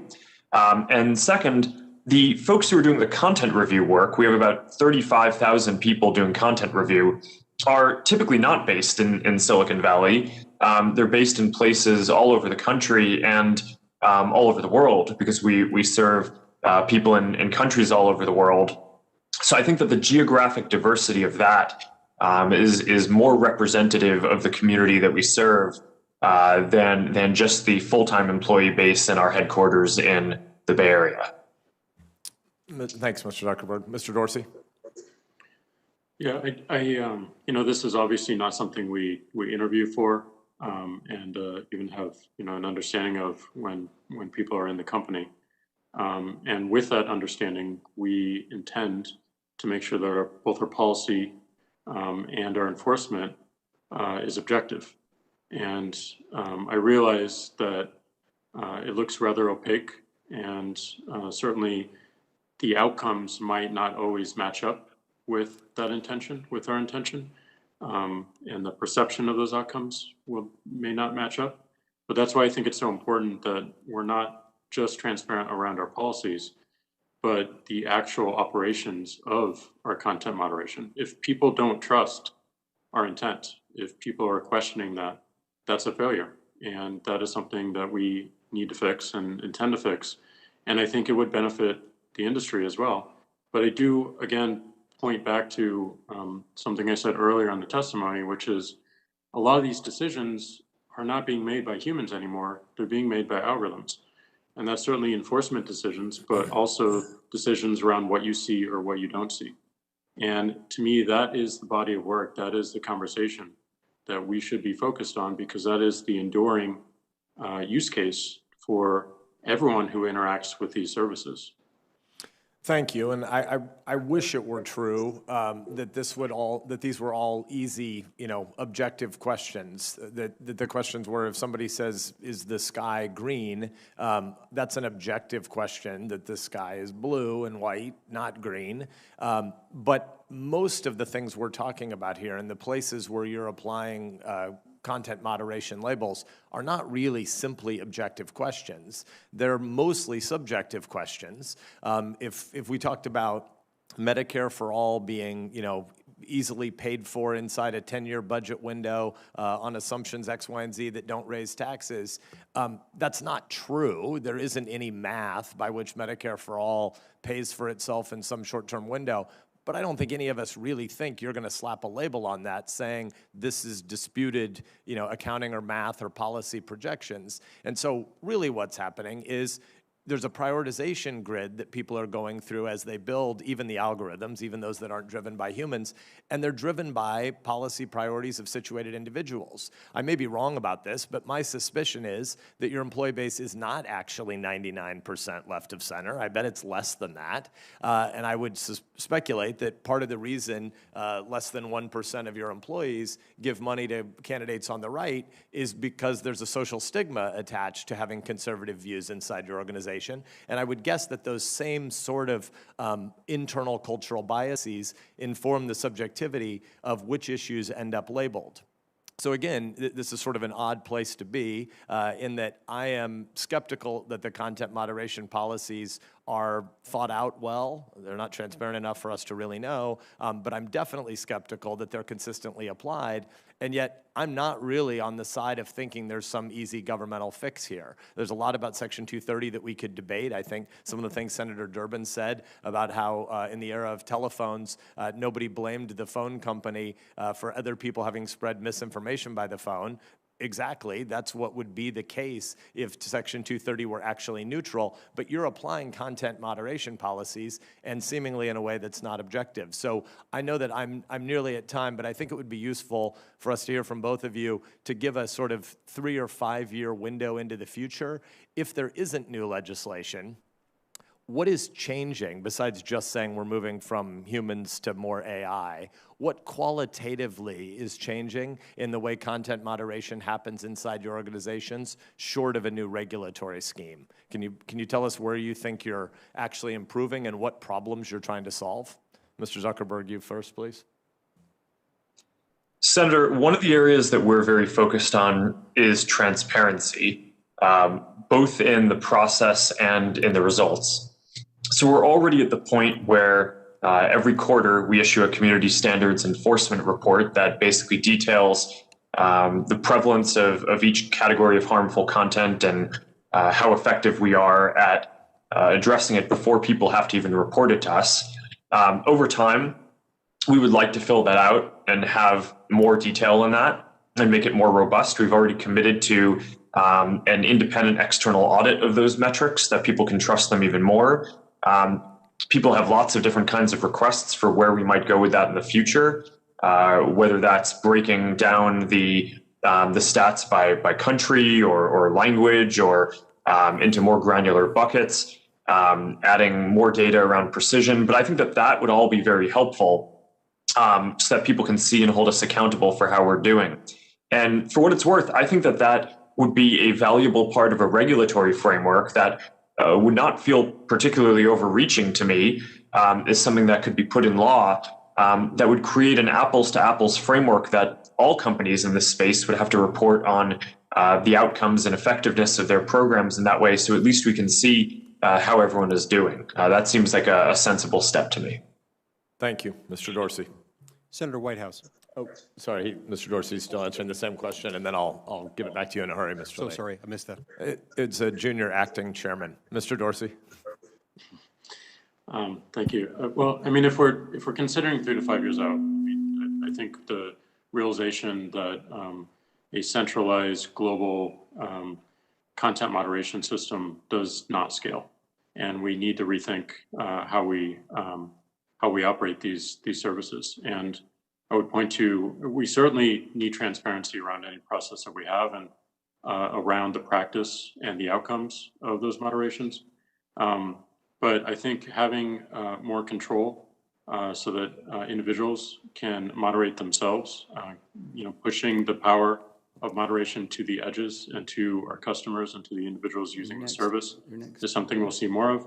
And I also believe that having more choice around how algorithms are altering my experience and creating my experience is important. So being able to turn off ranking algorithms, being able to choose different ranking algorithms that are found, written by third-party developers and somewhat of an algorithmic marketplace, I think is important and a future that would excite and energize us. Thank you. I've appreciated my interaction with both of your companies in the run-up to this, and I think both of you said some meaty things there about ways we can move toward greater transparency, so I'll follow up again. Thank you, Mr. Chairman. Thank you. Senator Whitehouse. Thank you, Chairman. Gentlemen, let me start with just a moment's history to give some context to my questions. When the tobacco industry discovered that its product was deadly, it responded to that news with a systematized program of denying that set of facts. The upshot for the tobacco industry was not great. It was found in federal court to have been engaged in massive fraud and was put under court order to cease its fraudulent behavior. At around the same time, the fossil fuel industry began to run into a similar problem regarding the effects of its product, and it picked up the tobacco industry scheme kind of where it left off, including using some of the same individuals, some of the same entities, many of the same methods as the tobacco industry's denial operation. These are persistent, highly motivated, very well-funded and complex information operations, not unlike a hostile intelligence service would run. And they are quite secretive. And we're now seeing a new form, I guess you'd call it election denial, happening around our country right now. So that's the background that I come at this from seeing. And I'm wondering if each of you see a difference between individual error and basically mass disinformation. Is there a difference between odd people with fringe views who offer personal opinions and an orchestrated plan of deliberate misinformation or disinformation that is driven by motivated interests, whether foreign or domestic?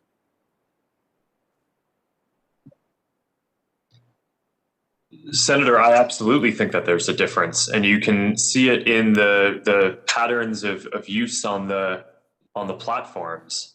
And in our policies and operations, we view these coordinated, inauthentic behavior operations, networks of fake and sometimes combining with real accounts to push out a message, but make it seem like it's coming from a different place than it is, or might be more popular than it is. This is what we saw the Internet Research Agency out of Russia do in 2016. And since then, a number of other governments and private organizations, including some companies like what you've mentioned, have engaged in this behavior. Now, the good news is that I think that the industry has generally gotten its systems to be a lot more sophisticated to defend against that in the last several years. It's a combination of AI systems that we've built to find networks of accounts that aren't really behaving quite the way that a normal person would, coupled with large numbers of content reviewers, sometimes with expertise in counterterrorism or counterintelligence, and then some signal sharing, whether it's with the intelligence community, law enforcement, different groups that have expertise in different areas, and with other tech platforms. But this is a big effort on I think all of our sides to make sure that we can defend against this kind of interference, and I think we are getting better and better at it. Well, let me encourage you to persist. As you know, the last time you were here, you were asked about advertising paid for on Facebook denominated in rubles, which was not a very sophisticated scheme to be able to penetrate, but Facebook was unable to penetrate it, and your upgrade from that original setup was simply to allow a shell corporation to intermediate between the real actor and not. So I encourage you to continue to try to make sure that real voices are what are heard on Facebook. Mr. Dorsey, let me turn to you and ask you the same question in the context of bots. Brown University recently did a study that showed that about 25% of all tweets about climate change are generated by bots. Most of them obviously push out climate denial, as I described that operation. How is Twitter's capacity to identify a bot as opposed to a real customer? Well, to build off your previous question, I do think there's a difference, as Mark said, and I do think there are many coordinated campaigns to manipulate the public conversation, to divide people all around the world, to confuse and generally to distract. And we do have policies and enforcement to prevent as much of this as possible. It is a growing threat, and it shows no signs of slowing down. Bots are one way that entities do this. Sometimes it may look like a bot, but it's actually a human that is organized with other humans for a particular agenda. So it is challenging. We are doing work right now to better identify bots on our service. Let me just interject, Mr. Dorsey, real quick. As a baseline proposition, do you agree that a bot does not deserve a voice on your platform, that it should be actual people and organizations?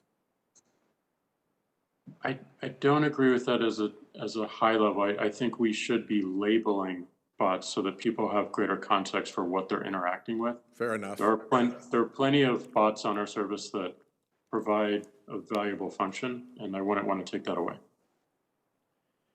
Let me ask both of you, and maybe you can supplement this with the answer in writing for the record, because my time is getting short and this is a complicated question. But the question is, when does it matter to Twitter and when does it matter to Facebook to know who the actual entity is who is using your platform?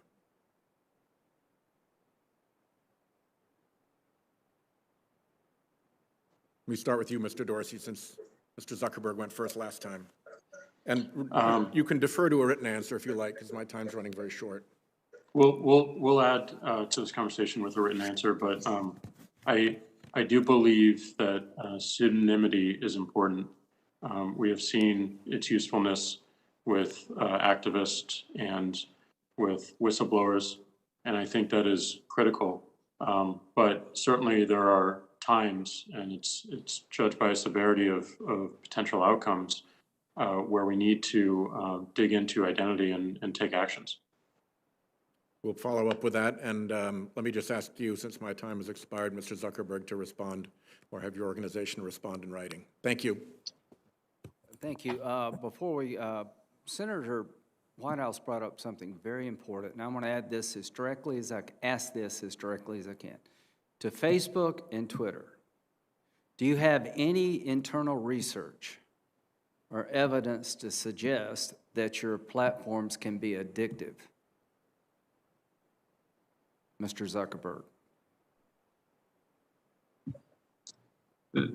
Senator, I think we can follow up with a summary of research that we have, but from what I've seen so far, it's inconclusive, and most of the research suggests that the vast majority of people do not perceive or experience these services as addictive or have issues. But I do think that there should be controls given to people to help them manage their experience better. Okay. And this is something that we're very focused on. Mr. Dorsey. I'm not aware of internal research, but we can follow up. But I do think, like anything else, these tools can be addictive, and we should be aware of that, acknowledge it, and make sure that we are making our customers aware of better patterns of usage. So the more information, the better here. Thank you. Senator Hawley. Thank you, Mr. Chairman. In the late 19th century, the heads of the biggest corporations in America, the robber barons, got together and they set rates, they set prices, they determined how they would control information flow, they determined how they get rid of competition. And I'll be darned if we aren't right back there again. Except for this time, you're the robber barons. Your companies are the most powerful companies in the world, and I want to talk about how you're coordinating together to control information. In recent days, my office was contacted by a Facebook whistleblower, a former employee of the company with direct knowledge of the company's content moderation practices, and I want to start by talking about an internal platform called Tasks that Facebook uses to coordinate projects, including censorship. The Tasks platform allows Facebook employees to communicate about projects they're working on together, That includes Facebook's censorship teams, including the so-called community well-being team, the integrity team, and the hate speech engineering team, who all use the task platform to discuss which individuals or hashtags or websites to ban. Now, Mr. Zuckerberg, you're familiar with the task platform, aren't you? Senator, we use the task system for, I think it's, as you say, for people coordinating all kinds of work across the company, although I'm not sure if I'd agree with the characterization specifically around content moderation that you gave. Well, let's get into that, and let me see if we can refresh your memory and provide folks at home watching with an example. Here over my shoulder is an example. It's a screenshot of the task platform in use.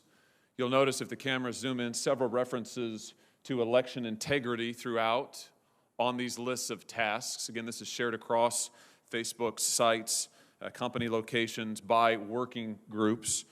What particularly intrigued me is that the platform reflects censorship input from Google and Twitter as well. So Facebook, as I understand it, Facebook censorship teams communicate with their counterparts at Twitter and Google and then enter those companies' suggestions for censorship onto the task platform so that Facebook can then follow up with them and effectively coordinate their censorship efforts. So Mr. Zuckerberg, let me just ask you directly, under oath now, does Facebook coordinate its content moderation policies or efforts in any way with Google or Twitter?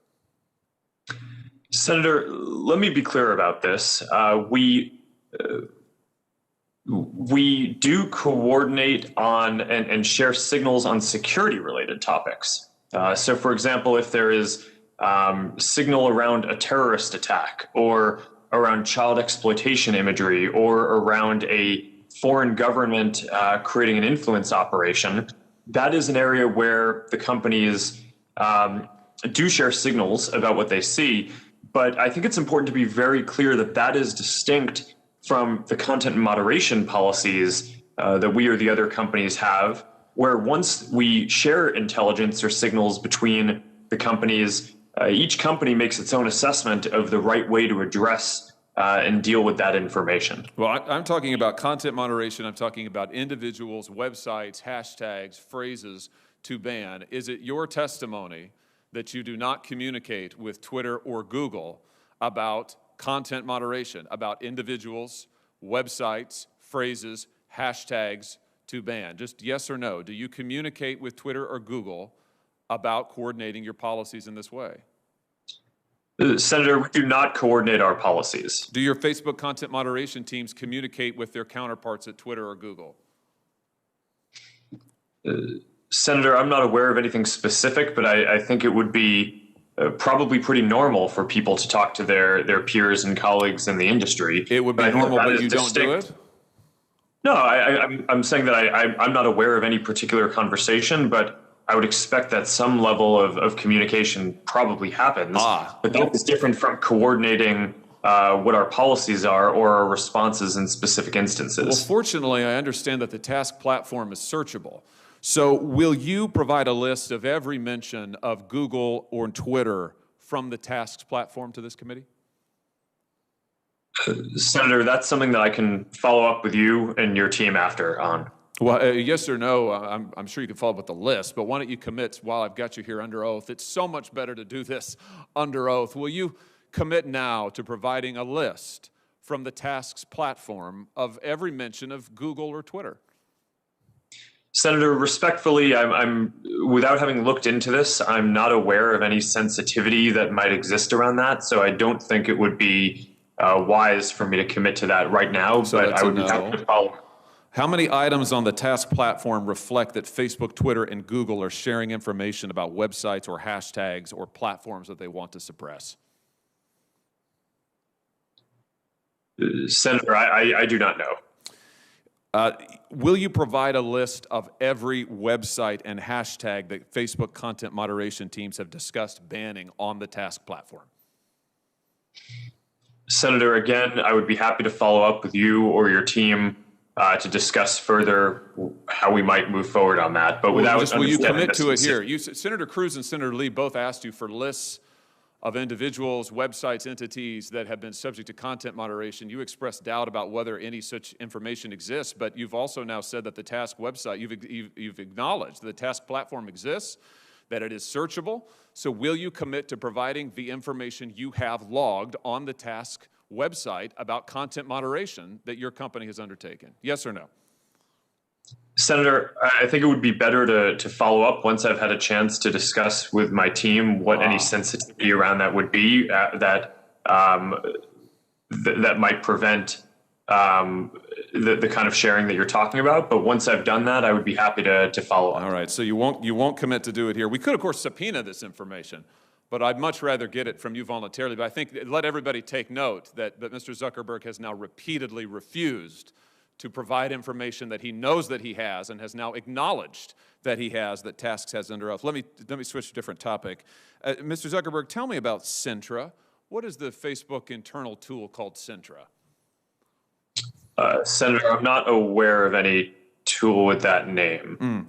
Well, let me see if this refreshes your memory. There's a demonstrative now over my shoulder. Centra is a tool that Facebook uses to track its users, not just on Facebook, but across the entire internet. Centra tracks different profiles that a user visits, their message recipients, their linked accounts, the pages they visit around the web that have Facebook buttons. Centra also uses behavioral data to monitor users' accounts, even if those accounts are registered under a different name. And you can see a shot here, a screenshot provided to us of the Centra platform. We blocked out the user's name in the interest of privacy, although you can see this individual's birth date and age, when they first started using Facebook, their last login, as well as all manner of trackings. How many different devices have they used to access Facebook? How many different accounts are associated with their name?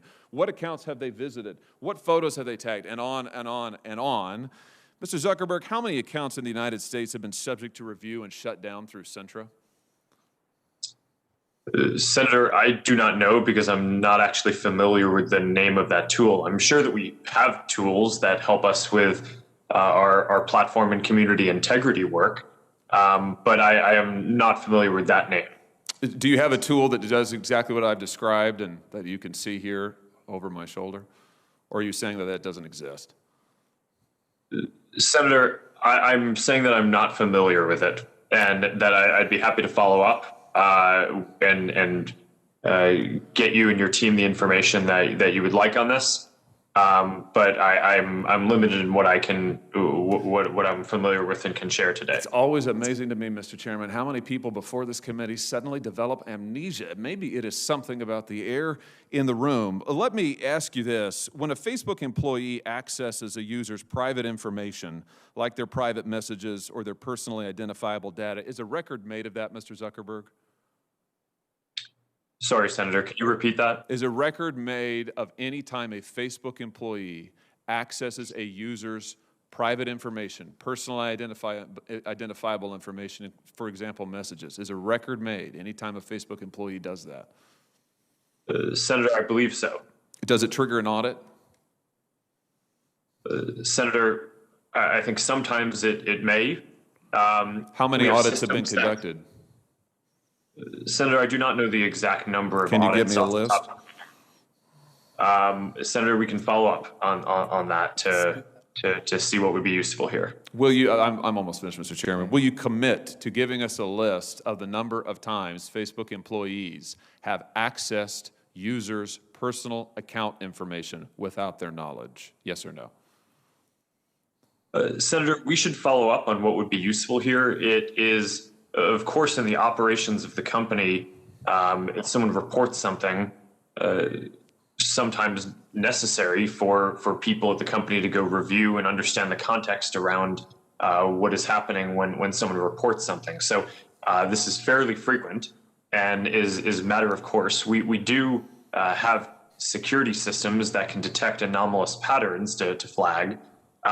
But we should follow up in more detail on what you're interested in. Mr. Chairman, I'll just say in closing that what we have here is clear evidence of coordination between Twitter, Google, and Facebook Mr. Zuckerberg knows he has the tools to track this, but he either doesn't remember or won't commit to letting us see it. We have evidence of Facebook tracking its own users all across the web. Mr. Zuckerberg won't answer questions about it, can't remember the name, isn't sure if the tool is deployed in this way, and won't commit to giving us basic information.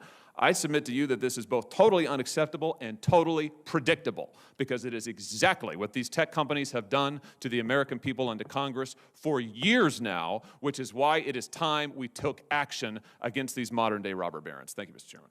Senator Klobuchar.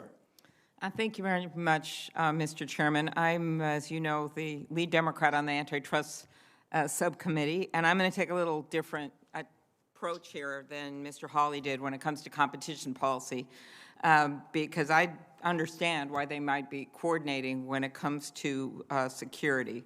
What I want to focus on is what I think we're seeing all over this country, not just in tech. We're seeing a startup slump. We're seeing more and more consolidation.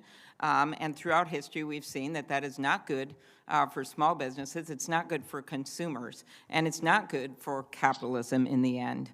Even successful companies, even popular companies, and even innovative companies are subject to the antitrust laws of this country.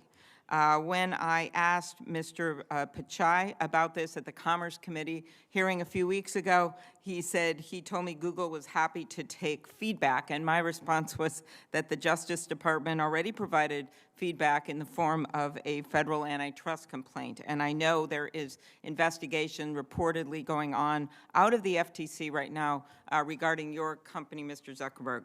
So I want to start with exclusionary conduct regarding excluding smaller competitors by limiting interoperability with the Facebook platform.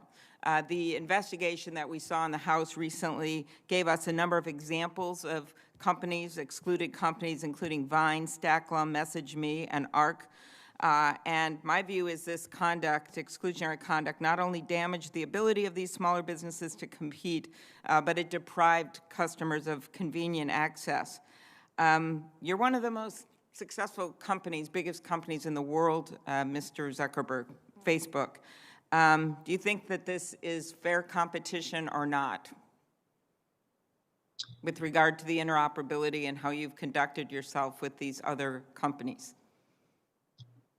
Senator, I'm generally strongly in favor of interoperability and building platform and API access for companies to be able to access.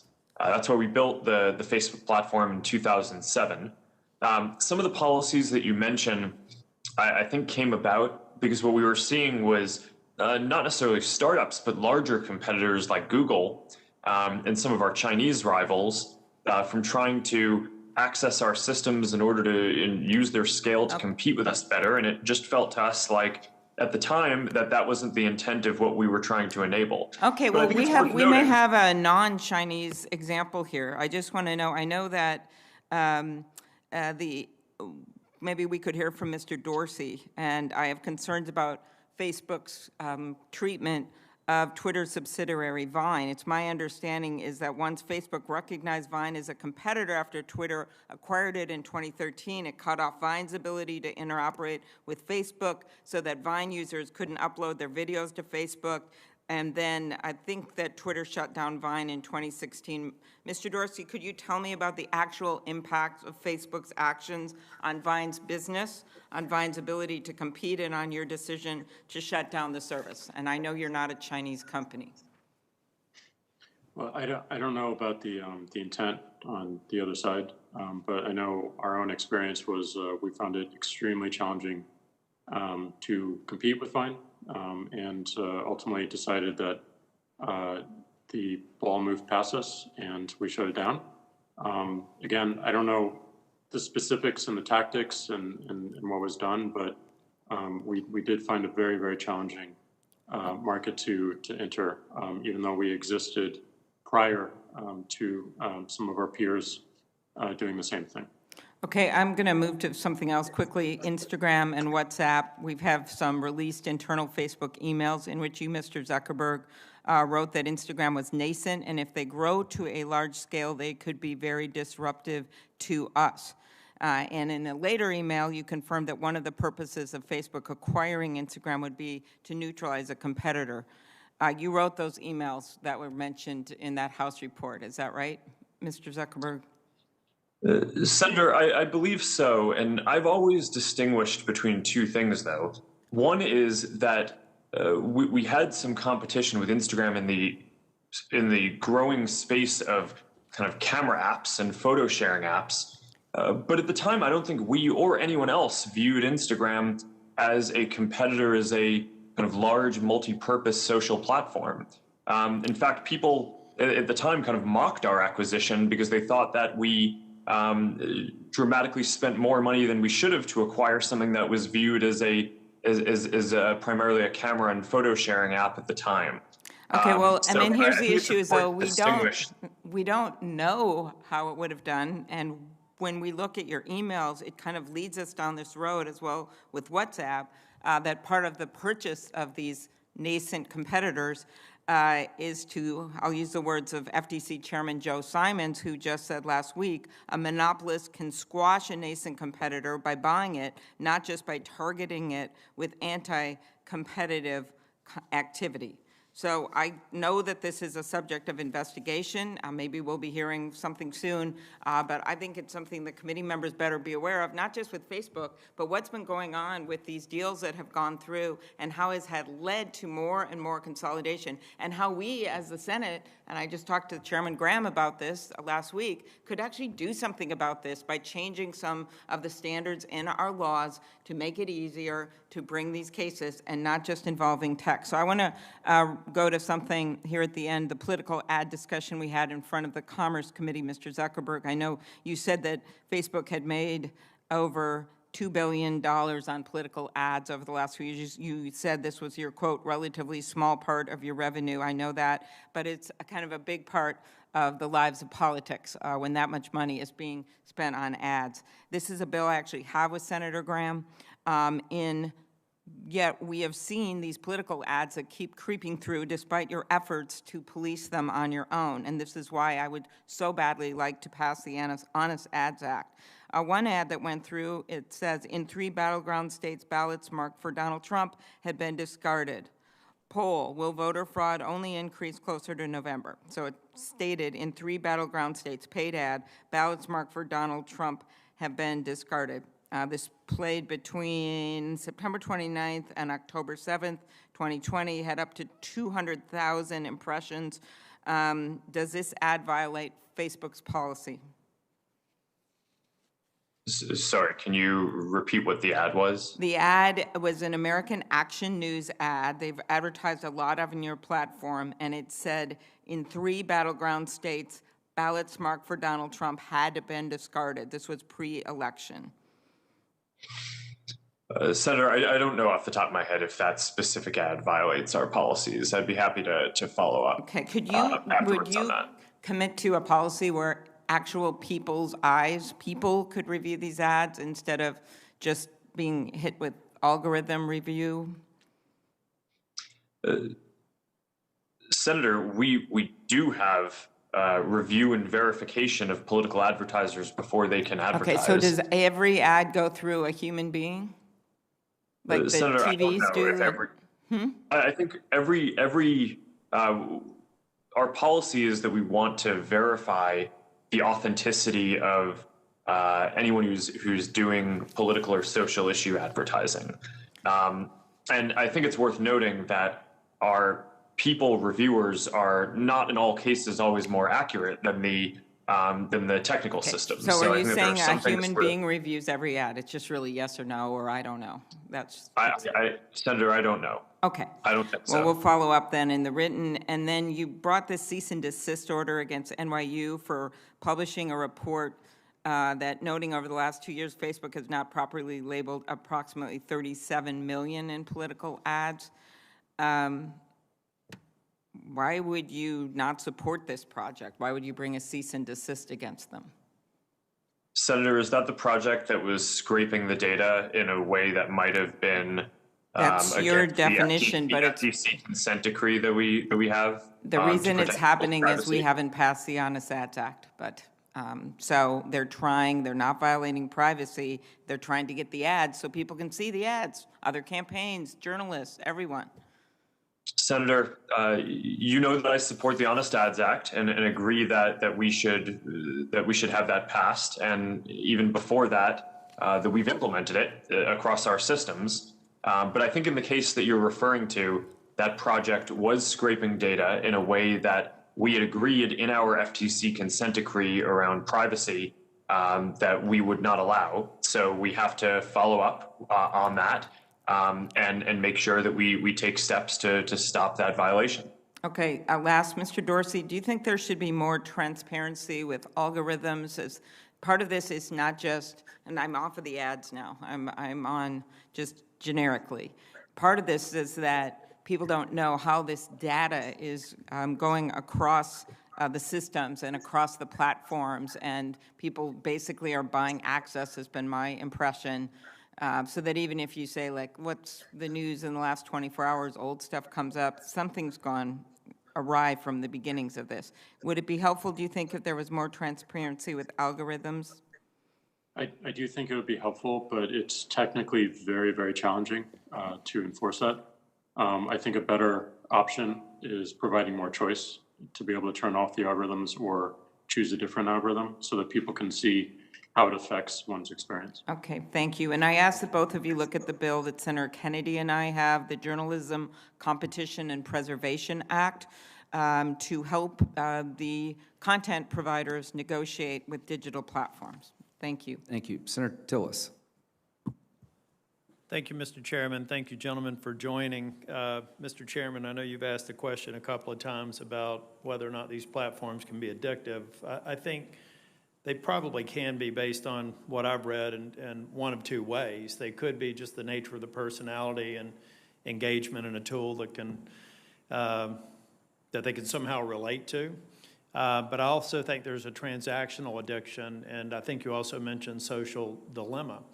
I think that's the use of analytics, which I don't criticize among the platforms, but it's the use of analytics to addict you to go down a certain path to produce a certain outcome. And that could either be an outcome forming an opinion, or an outcome buying something you didn't even think about 30 minutes before you started going down that path. So I think there are things that we've got to look at, and I do agree with Mr. Zuckerberg and Mr. Dorsey. It's not conclusive, but common sense would tell you it's a problem already, and it could become a bigger problem. Mr. Zuckerberg, I'd like to go back to the task platform for a minute. When I looked at the screenshot that Senator Hawley put up, it looked a lot like a work management tool.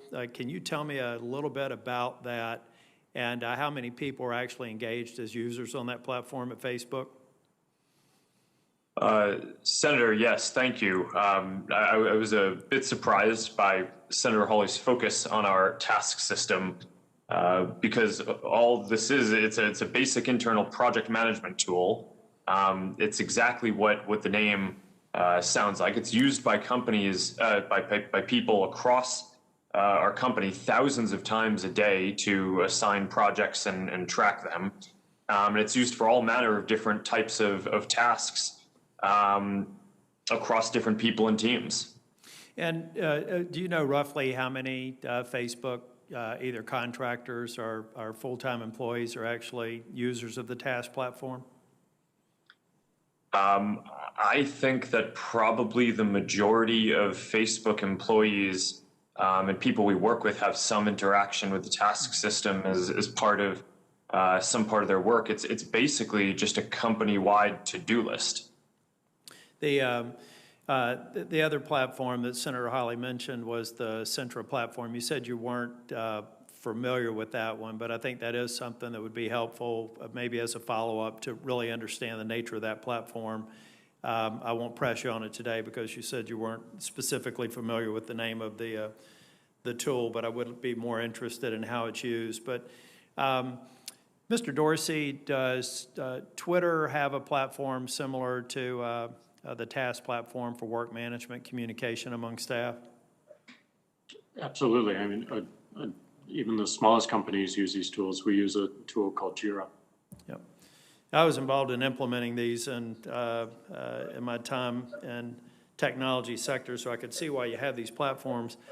But Mr. Zuckerberg, you mentioned you didn't think there was a systematic coordination between Google and Twitter, but you could conceive of how people in similar professions, may have a discussion, have a relationship, maybe talk about it over a beer. So could you see how the skeptic could see how these platforms could be used across platforms to force certain outcomes? Let's say you had 100 people at Facebook, 100 people at Twitter, and 100 people at Google that all had a political bent. They get together, they share notes, and then they go back and make decisions that could make it appear like it's a corporate initiative, but it could be an initiative by maybe some well-intentioned but misguided staff. Could you at least conceive of that being possible? Senator, I understand the concern, and I think that coordination, specifically on writing the policies or enforcement decisions, could be problematic in the way that you're saying, which is why I really wanted to make sure that it was clear that what we do is share signals around potential harms that we're seeing, whether it's specific content in the aftermath of a terrorist attack that people are trying to share virally, so that way if one platform is seeing it, another platform can be prepared that it will probably see that content soon too. Signals around foreign interference in elections. But I think it's quite important that each company deals with those signals in the way that is in line with their own policies. And that, I think, is very different from saying that the companies are kind of coordinating to kind of figure out what the policy should be. I understand what the concern would be around that, and that's why I wanted to be clear about what we do and don't do there. No, I agree with that.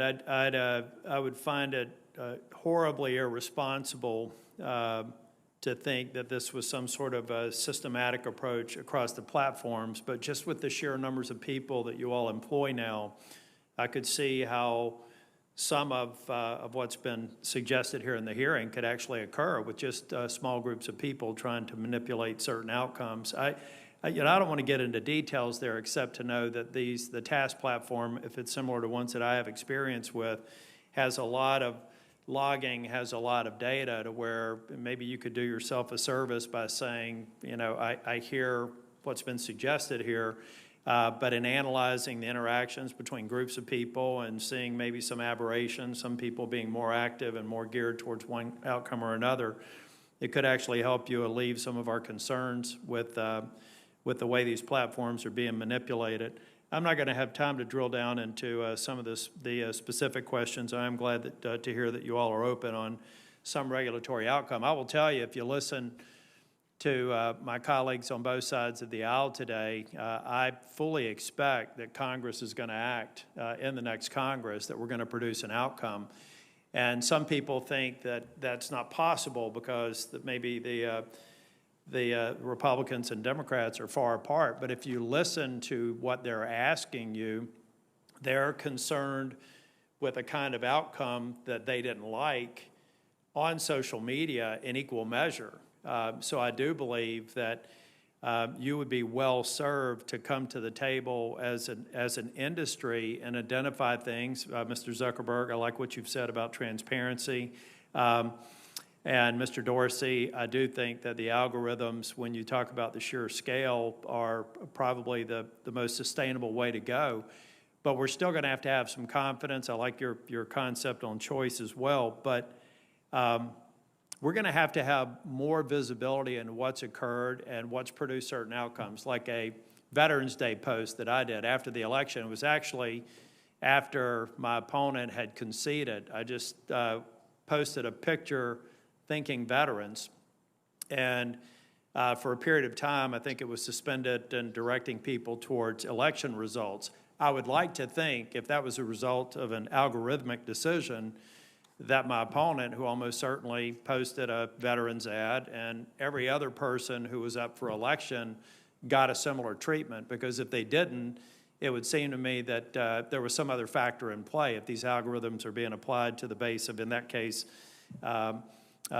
political commentary from elected officials or candidates. So I view this hearing as an opportunity to seek your commitment on two things. One, I mentioned to you all yesterday, I've got an Intellectual Property Subcommittee hearing in the middle of December, I would like to have a Facebook and Twitter representative there. I know you're very different platforms, but I think you play very prominently in a hearing that Senator Coons, who's sitting across from me now, would like to have you represented. I think I can speak for Senator Coons that would be helpful, and we'd like to get your commitment to have witnesses for that hearing in the middle of December. Mr. Zuckerberg, can I get that commitment? Senator, yes, we will make sure that we have the right subject matter expert to join your hearing. Thank you. And Mr. Dorsey? We'll follow up with determining the best course of action. Thank you. And then we'll be following up on a series of questions that I'd like to ask that let me get my head around some of the analytics information that I think you almost certainly have, and hopefully be willing to share it. But we'll do that in a collaborative way in my office. Thank you for being here today. Thank you. We're going to take a 5-minute break. I think our witnesses have requested a break, and they certainly have earned it. And if that's okay with you, Senator Coons, we'll come back in about 5 minutes. Thank you.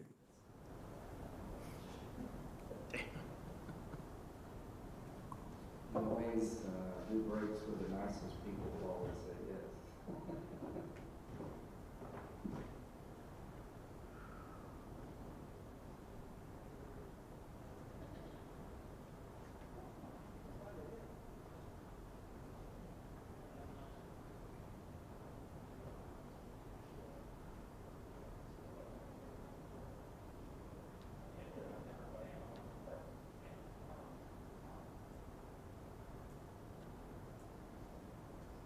Hey,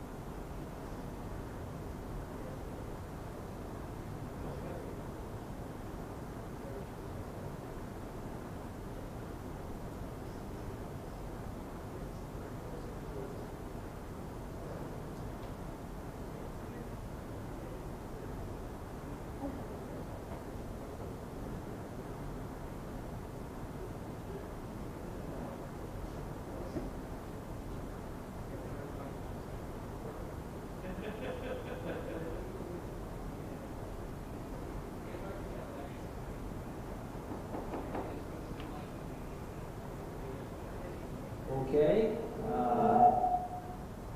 Do we have our witnesses on the other end?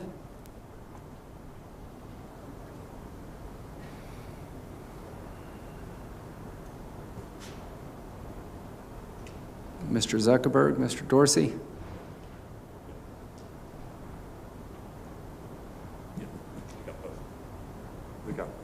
We got both. Thank you. I'm sorry we went so long without a break. Senator Coons. Thank you, Mr. Chairman. In the last 4 years, we have seen some unprecedented attacks on our democratic institutions, our social norms, the ways in which we conduct ourselves in this democracy, and many would say on truth itself.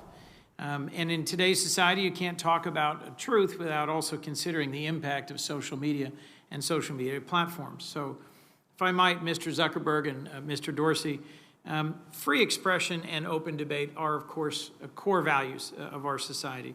But whether you wished for it or not, the inescapable fact is your algorithms, your policies, and your business decisions shape what billions of people across the world and a working majority of people here in our nation understand to be true. That's the case for election integrity, for a potential COVID-19 vaccine, for climate change, for hateful and dangerous stereotypes, and many other critical issues. I also want to recognize that it, in no small part, was the hard work of many, led by your ingenuity and resolve, that built these impressive American companies and revolutionized the way the world communicates. We need that same resolve to reckon today with what must be done to win our society's battle for truth. Mr. Zuckerberg, as you know, yesterday I sent you, along with 14 of my colleagues, a total of 15 senators, we sent you a letter urging Facebook to do more to address hate speech and calls to violence on the platform. We focus particularly on anti-Muslim bias, on an issue that warrants specific attention given the tragic consequences of anti-Muslim hate speech in Myanmar and Sri Lanka, in New Zealand, and right here in the United States.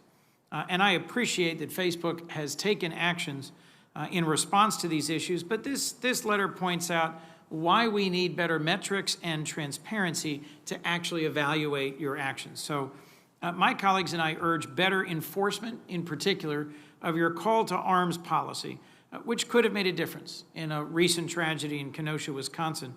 You and I spoke last week. I appreciated our conversation. Can I count on you to provide specific and written responses to each of the questions in this letter, and then can we discuss them again? Senator, yes, I read your letter, and I commit to getting back in detail with our team to address the important topics that you've raised. And one of your questions that I can actually answer right now, I think it was your second question about reporting in our quarterly transparency reports about the prevalence of hate speech that we find on our platforms. We will actually be adding that metric into our transparency reports this Thursday when we announce our latest round of our latest transparency report. Well, thank you, Mr. Zuckerberg. Let me just make sure I hear you right about prevalence, because that's one of my areas of concern, is the absence from the report of the prevalence of hate content. You mean you'll be reporting not just what percentage of hate speech on the platform you're identifying, catching, proactively removing, but the total volume? Senator, that's my understanding is the prevalence of that content is a percentage of content on the platform. And over time, our goal is going to be to get into more detail, which is the subject of some of the questions that you've asked here, as well as we've already committed to an independent audit of the community standards enforcement reports, so that way people can have full confidence in all of the numbers that we're putting out. We've been doing these reports for I think less than a few years now, and we'll continue to flesh them out and add more details. So that way people can apply the appropriate oversight and scrutiny to the work. Thank you. I want to move on for a moment, if I could, about your call to arms policy. You said earlier today that Facebook made an operational mistake in not taking down an event page that called for people to bring weapons to a public park in Kenosha. As I think we all know, there was a tragic incident of vigilantism in Kenosha where a young man brought his AR-15 from Illinois to Kenosha and ended up with 2 protesters dead and 1 injured. You indicated this was because this operational mistake was because Facebook had just adopted its militia policy a week earlier, and contractors without specialized training didn't pick up the violation. And I appreciate your frankness as to that in your answers to questions earlier today from Senator Durbin. But your response to Senator Durbin didn't mention that the event page also violated a separate call to arms policy in place for over a year that contractors aren't tasked to enforce. So I just have to ask as a follow-up, why didn't you before and also today reference the call to arms policy when reviewing what went wrong in Kenosha? Senator, my understanding is that that post did not necessarily violate that call to arms policy at the time. The call to arms policy does not prohibit anyone from saying, let's go get our guns and do something.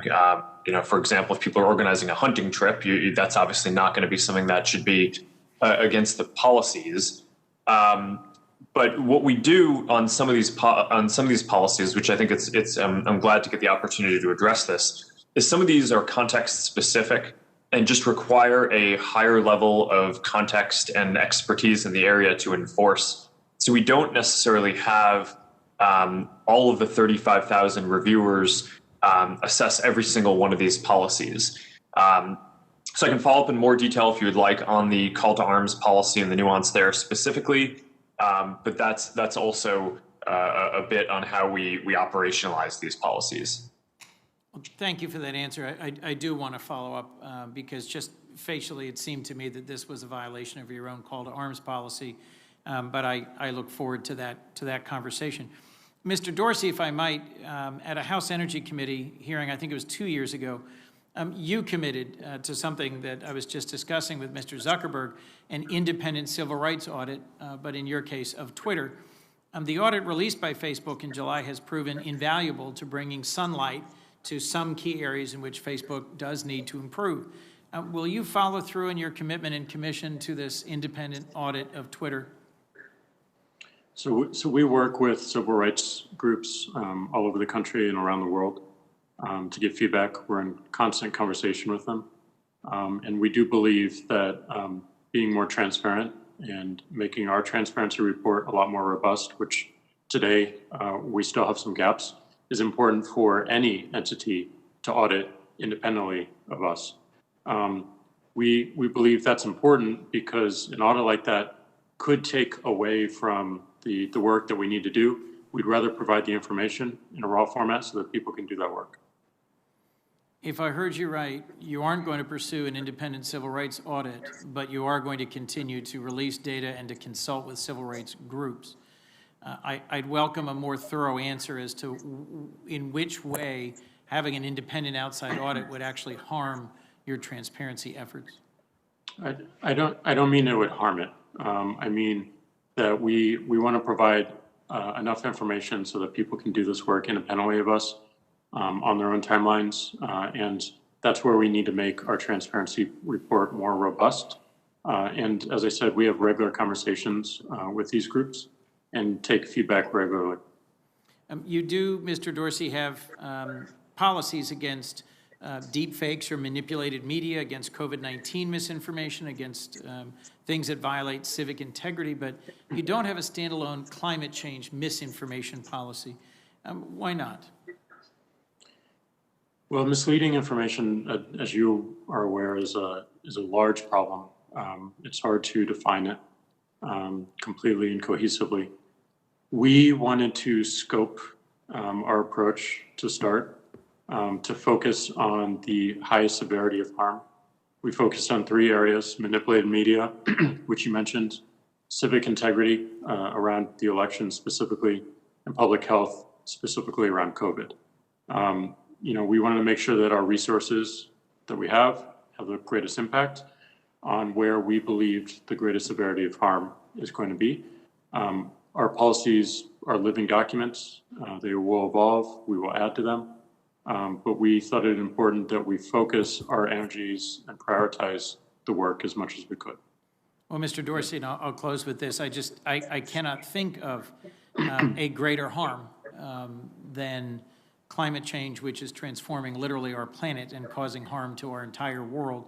I think we're experiencing significant harm as we speak. I recognize the pandemic and misinformation about COVID-19, manipulated media also cause harm, but I'd urge you to reconsider that, because helping to disseminate climate denialism, in my view, further facilitates and accelerates one of the greatest existential threats to our world. So, and thank you to both of our witnesses. Thank you, Mr. Chairman. Senator Ernst. Thank you, Mr. Chair. And Mr. Zuckerberg and Mr. Dorsey, thank you both for being here with us today virtually and for your commitment to constantly improving the way your platforms are serving people across the country. There has been a lot of talk today. Many of us have been listening from our offices or online about the censorship of ideas and news on your platforms. And these are the things that have been at the forefront of Americans' minds in the lead up to the election, as well as the weeks since our 2020 general election. And, you know, the people that I hear from, of course, believe that conservatives were wrongfully being silenced, while those on the left that were given basically free rein of your platforms. And one of the points of contention that is often brought up is that you do recruit heavily from California, which leads to your employee base skewing quite heavily to the left. So my first question is for both of you. Do you have concerns about your ability to monitor disinformation on both sides of the political aisle equally, given that the majority of your employees typically do lean towards the more progressive side? And again, to both of you, have you taken any steps then at all to make your employee base more representative of the country as a whole when it comes to political affiliation? And Mr. Zuckerberg, if we could start with you, please. Thank you, Senator. I think that this is those are both really important topics. In terms of assessing what is misinformation, I think it's important that we don't become the deciders on everything that is true or false ourselves, which is why we've tried to build a program of independent fact checkers that we can work with on this. And those fact checkers are accredited not by us, but by the Independent Poynter Institute for Journalism as part of the International Fact Checking Network. And it includes fact checkers that I think span the political spectrum, as well as I think the majority of them who would call themselves apolitical. So we've tried to address the issue of making sure that there isn't a bias in our actions by actually having us not be the deciders on that type of content ourselves. And to your second question about taking steps to diversify the employee base, this is a sensitive area in that I don't think it would be appropriate for us to ask people on the way in as they were interviewing what their political affiliation is, which of course makes it hard to know what the actual breakdown of the company is on this. But one of the areas where I'm more optimistic over time is I think we're going to see more people working remotely around the country and also around the world, which will mean that fewer people and smaller percent of our employees will have to come to the cities and areas like the Bay Area where our headquarters is, and we'll be able to employ an increasing number of people across all of the different geographies in the country. Very good, thank you. And Mr. Dorsey? First and foremost, the most important thing is that we build systems and frameworks independent of any one particular employee or individual at our company.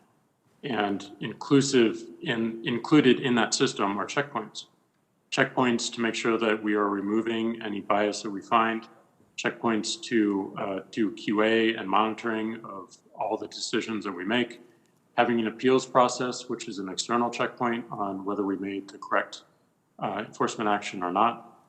So we want to build something that's independent of the people that we hire, and that is our focus, building a system. Second, like Mark, I'm really excited that we are at a stage where we can decentralize our company even more, that we do not need people to move to San Francisco, that we can hire people all over the country. They can stay where they want to be, wherever they feel most creative.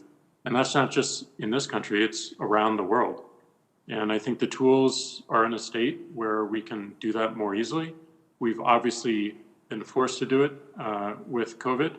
And I don't think it's a state that we will return from. With the days of having one centralized, massive corporate headquarters in any one particular city are certainly over for us, at least, and I think many other entrepreneurs starting companies today. Yeah, very good. I really appreciate that, and I think that COVID has taught us all a very important lesson, and for those to be able to work remotely, I think you will find greater diversity in thought, which is very important, I think, for the types of platforms that you both represent.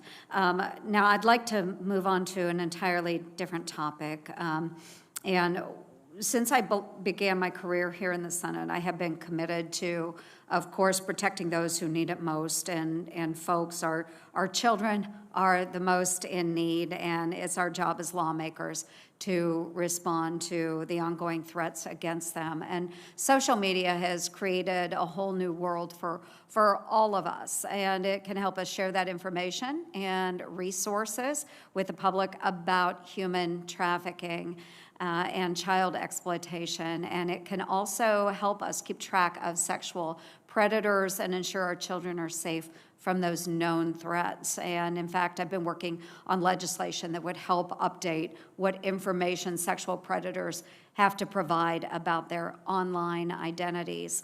And as we all know, however, social media can also be incredibly harmful. Child sexual abuse material, CSAM, is present on nearly every single social media platform that exists. And in such polarized times, I am grateful that it is this subject that we do find, it doesn't matter if you're on the left or the right, we can come together to find solutions for this issue. And Mr. Zuckerberg, I know that you and I touched upon this briefly last week when we spoke over the phone, and I do hope, Mr. Dorsey, that you also share Mr. Zuckerberg's commitment to fighting these types of issues on your platforms. So just very briefly here, as I'm running out of time, but Mr. Zuckerberg, I do understand that Facebook is planning to outfit Facebook Messenger with end-to-end encryption. And how do you hope to prevent the dissemination of child sexual abuse material if neither law enforcement nor you can access that messenger data? Is there some sort of apparatus that you will have in place that can help law enforcement with those situations? And then Mr. Dorsey, we'll go to you next as well. Senator, thank you for this. I think you're right on every count in what you just said, both that child sexual exploitation is one of the gravest threats that we focus the most on.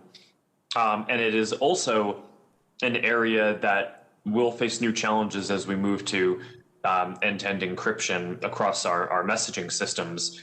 Of course, the reason why we're moving to encryption is because people want greater privacy and security in their messaging systems, and over time are choosing systems that can provide them more privacy and security. And that's something that I think it makes sense for us to offer. I think encryption broadly is good, but it is going to mean that we're going to need to find and develop some new tactics. A lot of what we have found around the best ways to identify bad actors on our system is not actually by looking at the specific content itself, but by looking at patterns of activity and where is it that a group or a person is not behaving in the way that a normal person would, so you can flag and review that. And we've grown increasingly sophisticated at that. That goes across the foreign interference, prevention work that we do, and it also will be a factor here. And I'd be happy to follow up in more detail on what we have planned. But overall, I would say that this is something that we're very focused on, and I agree with your concern. Okay, thank you very much. And Mr. Dorsey, you as well. So those that are on Twitter, making sure that law enforcement would have access, if at all possible. If you could give me an overview of that, please. Yeah, child exploitation is absolutely terrible, and we don't tolerate it on our service at all. We regularly work with law enforcement to address anything that we see, inclusive of the patterns that Mark has mentioned. The majority of Twitter is public, so we don't have as much activity in private channels. So it's a different approach, but it's still, we still see the same activity, and it's one of our highest priorities in terms of the severity of harm. Thank you both very much for being accessible to us today. I truly appreciate your input, Mr. Chairman. Thank you. Thank you. And Ms. Zuckerberg, I really want to appreciate what Facebook has done in the area of sexual exploitation of children. Y'all have done a very good job of trying to help law enforcement in that area. Senator Hirono. Thank you, Mr. Chairman. Mr. Zuckerberg, for the second time in 3 weeks, you've been called before the Senate committee so my Republican colleagues can beat you up over claims that your platforms are supposedly biased against conservatives. The fact of the matter is that these allegations are completely baseless. Everyone who has systematically looked at the content of social media, from Media Matters to the Cato Institute to former Republican Senator John Kyle, has found absolutely no evidence of anti-conservative bias. And data from CrowdTangle show that far-right content from the likes of Fox News, Ben Shapiro, David Bongino dominates the daily top 10 most engaged pages on Facebook. So all of these allegations about the fact that you hire or all of your employees are left of center is relevant of nothing. Certainly not relevant of some sort of anti-conservative bias in terms of your content moderation. So the way I see it, this hearing is a transparent effort by my Republican colleagues to work the refs. And unfortunately, in my view, it is working. 2 weeks ago, the Washington Post reported that Facebook has bent over backwards to avoid claims that it was biased against conservatives, and it removed a strike against Donald Trump Jr.'s Instagram account that would have penalized him as a repeat offender. Apparently, one of several strikes removed from the accounts of Trump family members. Pro-Trump super PAC American First Action was allowed to post material rated false by Facebook's third-party fact checkers without penalty. And these are just a few examples. And they are nothing new. In 2019, Facebook included Breitbart, a website described by its co-founder as a platform for the alt-right, as one of its trusted news sources. And early in 2019, Facebook selected the Daily Caller, another site with white nationalist ties, to be one of its third-party fact checkers. And the Wall Street Journal has reported how Joel Kaplan, former Deputy Chief of Staff to George W. Bush, stopped changes designed to make Facebook's algorithms less divisive because the changes would have disproportionately affected conservative users and publishers, according to Kaplan. So Mr. Zuckerberg, you founded Facebook, a company with a market capitalization of approximately $80 billion, and you control a majority share of the company's voting stock. And Mr. Zuckerberg, I'm really wondering at what point you will stop giving in to baseless claims of anti-conservative bias and start exercising your control over Facebook to stop driving division and actually, to quote you, build community and bring the world closer together, end quote, as you claim is Facebook's mission. My questions to both of you. A recent Harvard study found that President Trump was the single biggest source of voting-related misinformation in the run-up to the presidential election. Since the election, President Trump has only continued the lies on Twitter and Facebook, falsely claiming that he won re-election and that the election is being stolen from him. But the truth is, Joe Biden won the election, as major news networks and the Associated Press have confirmed. In response to President Trump's lies, you have, at most, added a warning label, while still allowing the president's misinformation to remain online. In response to questions from Senator Feinstein, you defended the labels, claiming they point people to a broader conversation around the election. I have serious questions about the effectiveness of these labels, particularly since President Trump and his allies continue to spread their lies. For both of you, what evidence do you have that these labels are effective in addressing President Trump's lies? Response, please. So, and I think Mark mentioned this earlier as well, we are doing a retrospective on the effectiveness of all of our actions through the election. We believe the labels point to, as you said, a broader conversation that people can see what's happening with the election and with the results. We don't want to put ourselves in a position of calling an election. That is not our job. So we're pointing to sources and pillars that have traditionally done this in the past, and that is the intention of the policy. That's the intention of the labeling system. Mr. Zuckerberg? Senator, we view the additional context that we put on posts as part of an overall response and effort to make sure that people have reliable information about the election. So we don't expect that it's just going to be when people are seeing a post that may be casting doubt on a legitimate form of voting or may have misinformation that we can correct and help people understand how they could really vote, for example. So that's why we put the Voter Information Center prominently on the top of Facebook and Instagram for months leading up to the election, and kept it up afterwards so people can see reporting on the results. As I mentioned in my opening statement, 140 million Americans visited that. I think this was the largest voting information campaign in the history of our country. So I think when taken together, these actions were quite strong of an effort to communicate accurate and reliable information to people at the times when they needed it about how they could vote in the election, encouraging them to vote, having confidence in the election system, knowing who and when the election had been called. It's just part of an overall system.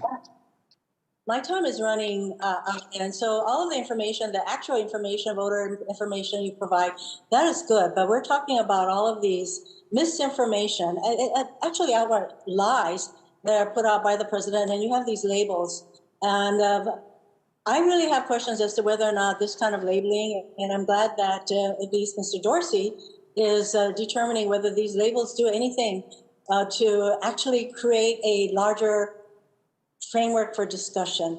I really seriously consider, doubt whether that is actually happening. Since I'm running out of time, I just wanted to get to, Donald Trump as president, you consider him newsworthy, so a lot of his posts get on whether they contain misinformation, especially on whether he won the election and COVID, you name it, the fraudulent elections that he alleges, et cetera. But I'm wondering, what are both of you prepared to do regarding Donald Trump's use of your platforms after he stops being president? Will he still be deemed newsworthy, and will he still get to use your platforms to spread his misinformation? Senator, let me clarify my last answer. We are also having academics study the effect of all of our election measures, and they'll be publishing those results publicly. In terms of President Trump and moving forward, there are a small number of policies where we have exceptions for politicians under the principle that people should be able to hear what their elected officials are saying and candidates for office. But by and large, the vast majority of our policies have no newsworthiness or political exception. So if the president or anyone else is spreading hate speech or inciting violence, or posting content that delegitimizes the election or valid forms of voting, those will receive the same treatment as anyone else saying those things. And that will continue to be the case. Remains to be seen. Mr. Dorsey? So we do have a policy around public interest, where for global leaders, we do make exceptions in terms of whether if a tweet violates our terms of service, we leave it up, but we leave it up behind an interstitial, and people are not allowed to share that more broadly. So a lot of the sharing is disabled, with the exception of quoting it, so that you can add your own conversation on top of it. So if an account suddenly is not a world leader anymore, that particular policy goes away.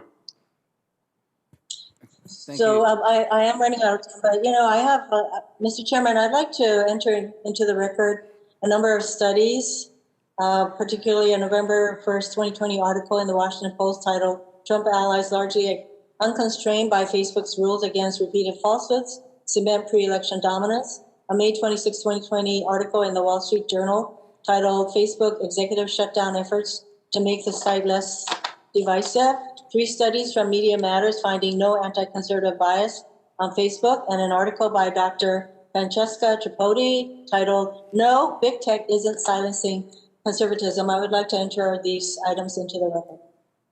Without objection, Senator Kennedy. Thank you, Mr. Chairman. Gentlemen, each of you has founded an extraordinarily successful company. And they're both American companies. And I think I would be remiss if I didn't say congratulations. I'm very proud of the fact that it was American ingenuity that did this. I think we can also both agree that both Twitter and Facebook have enormous power as a result of your success. You're not companies, you're countries, at least in terms of power. I want to test a point of view here. I'm not sure I subscribe to it, but I want to get your thoughts on it. Mr. Dorsey, do you believe everything you read? No. Why not? I think it's healthy to have skepticism about everything and have a mindset of verifying it and using as much information as possible to do so. Do you have somebody on your staff who protects you from reading things that they think you shouldn't? No. Mr. Zuckerberg, do you believe everything you read? No, Senator. Why not? Because a lot of things are incomplete or incorrect. So you exercise your own judgment? Yes, Senator. Okay.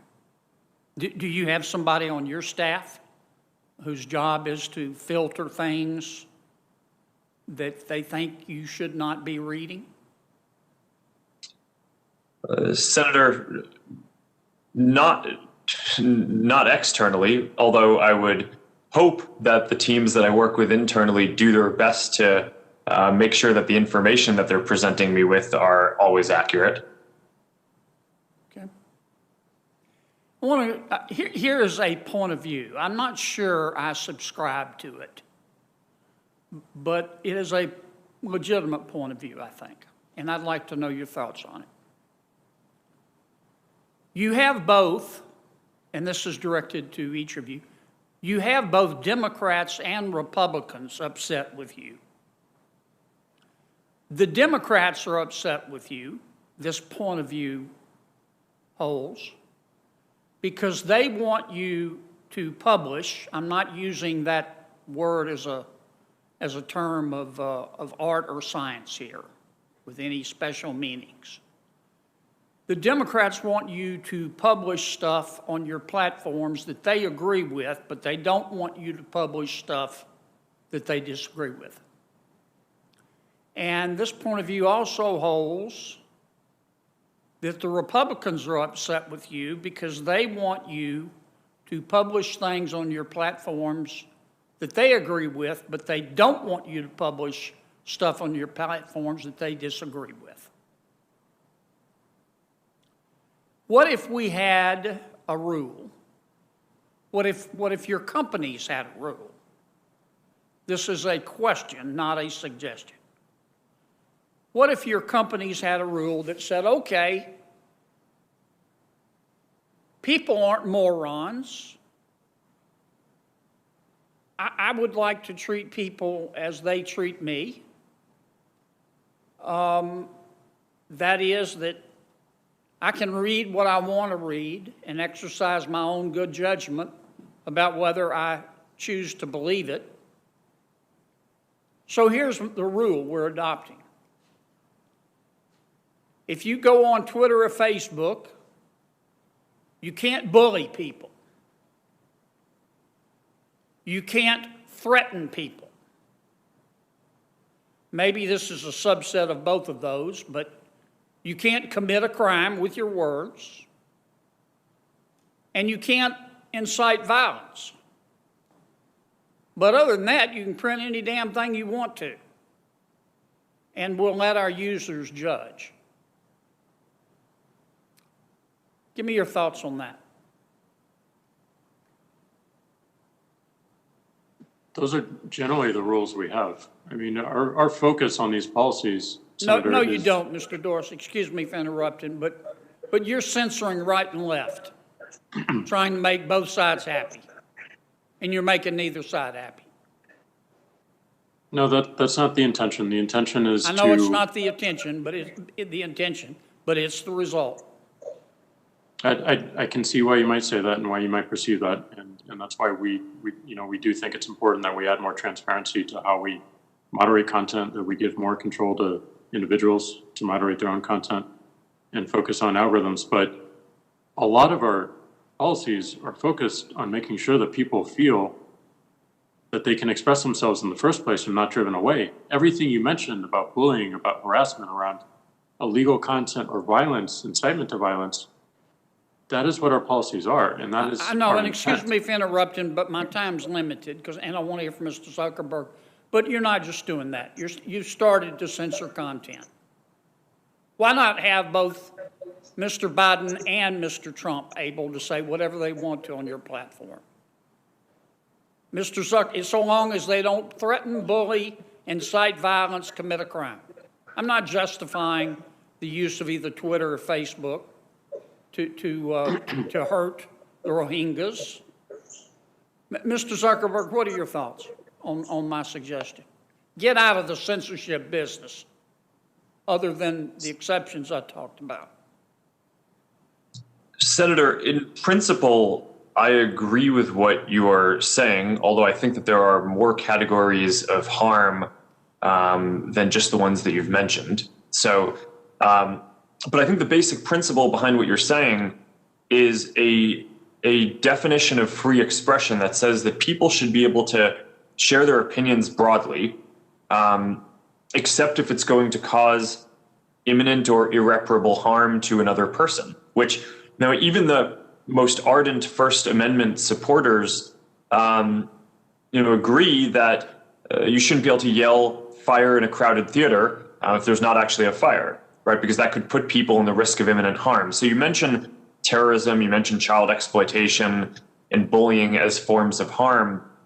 And I think a lot of the debate is around what are other forms of harm. For example, we're in the middle of a pandemic, and we've assessed that misinformation about COVID and treatments that could put people in additional risk of getting the disease or not seeking the right treatment if they have it, that those are also things that could cause imminent harm. We've taken the position that Mr. Zuckerberg, let me interrupt you, and I really do apologize. But I'm going to be cut off in a second, and appropriately so. I'm not saying you're wrong by doing what you just described, but that makes you a publisher.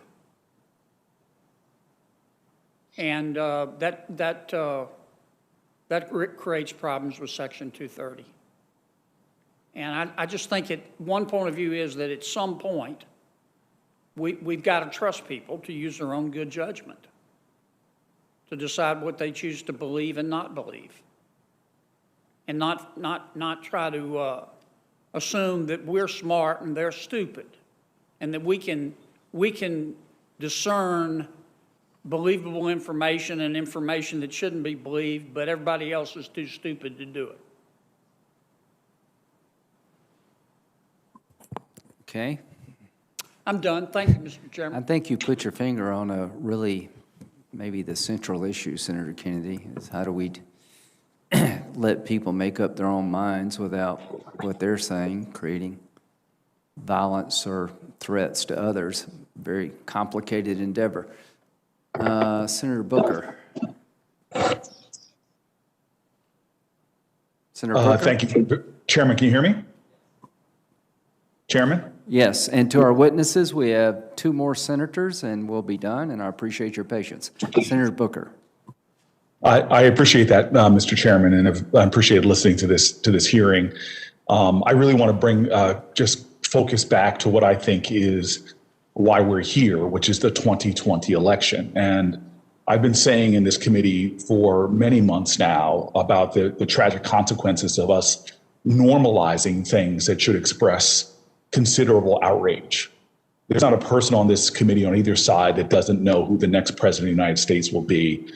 President-elect Joe Biden and Kamala Harris will be the president and vice president of the United States come January 20th. But what is going on right now is dangerous, and it is a threat to our democracy. For the first time in American history, we are seeing a sitting president of the United States make wild and baseless accusations that undermine the democratic process, that don't just delegitimize it. What the president of the United States is doing is trying to thwart our democracy. As we speak, Donald Trump is waging an all-out war on the truth and our democratic systems. And one of his weapons of choice in this disinformation war is social media, and specifically the 2 gentlemen here, their platforms, Twitter and Facebook. You have the tools to prevent him from weaponizing these platforms to degrade our democracy and our democratic institutions and to cause such damage that even after January 20th, it could be one of the first times that millions of Americans think and believe that this election was what is baselessly being charged by Donald Trump. And so let's be clear on what's happened. Donald Trump's shameful and shameless lies that are persisting about voter fraud and the outcome of this election were some of the most engaged content on social media in the days after the election. By one measure, during the week after the election, his posts on Facebook made up every single one of the top 10 most engaged posts in the United States, and 22 out of 25 of the top most engaged posts in our country. And his number 1 post, the top of them all, was a false declaration of victory. On Twitter, his tweet on falsely claiming victory was viewed by millions of users. This was and is not just a disinformation campaign by the President of the United States, but literally the most powerful person in our country doing an all-out assault on the constitutional ideal of a democracy that he was sworn to protect. So let's take a step back, because I think this would be bipartisan if we looked at what was happening in another country. If we saw, and I'm on the Foreign Relations Committee, and I know how we come together on issues like this. If a strongman leader of a democracy had denied his loss in an election, in a democratic election, made consistent and constant baseless claims about fraud, if he fired military leaders while his foreign minister talked about a smooth transition of the defeated leader's next term, even potentially in jest, any government looking at this situation, including ours, would be putting out statements urging calm and calling for the peaceful transition of power, for the rule of law, for the honoring of democratic norms and traditions. And so we're seeing concrete consequences right now of President Trump's rhetoric. We are actually in the midst of the 4th largest mass casualty event in American history. This is not just something that should not be treated with calm and normalcy, but we all, people who believe in this country, should be standing up and talking about the consequences. We have his political appointee, the General Service Administrator, refusing to designate Joe Biden as president-elect and provide the transition team the resources mandated by federal law. It was not that long ago that the 9/11 Commission said that one of the things that undermined our ability to meet the terroristic threats to our country happened because of a transition that was undermined, or excuse me, a transition that did not happen in the normal course. President Trump's actions since Election Day should shock all of us who care about the welfare of our democracy, who care about our norms. And I hope the platforms here can maintain the highest levels of vigilance. And so to the gentleman before us today, I'd like to ask specifically, have you taken any steps to modify your platform's algorithms to ensure that blatantly false election disinformation posted by election officials, and specifically the most powerful person in the United States, Donald Trump, isn't amplified, that his posts that might get a lot of interactions that are dead wrong don't somehow get boosted by your algorithms? If you could both respond to that as quickly as possible.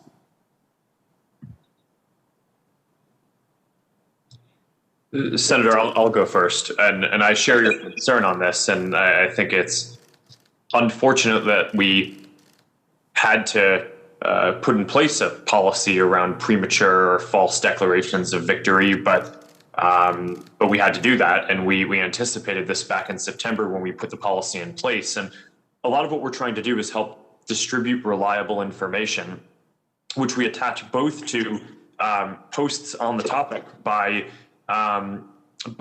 President Trump or any of the other candidates or elected officials who are talking on the subject. But more importantly, we put that reliable information, including about election results, at the top of Facebook and Instagram for everyone to see, and that supersedes what the algorithm or what newsfeed chooses to show. I appreciate that. I just like to get Jack's, this is information I know. Jack, if you want to just respond on the algorithm, excuse me, Mr. Dorsey, do you want to respond about the algorithms too? Do you have specific measures that you're taking to prevent your algorithms from boosting false content? Yeah, so many of the labels did change how the algorithms amplify content. And then, President Trump right now is spreading dangerous misinformation about our electoral process. It's going on right now. And maybe if you guys, if you gentlemen would just cogently, through this process, this ongoing process right now, are there steps you will be taking that you have not already delineated as we are going into what could be very dangerous waters, unprecedented waters in this country? Is there any additional steps that you will be taking right now in the coming days or weeks to stop the further amplification and undermining of our democracy? We are heading potentially, depending upon the behavior of a president who's shown himself to be erratic.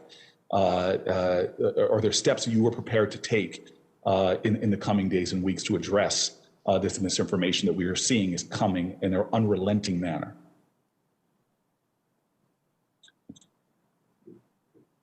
Senator, yes,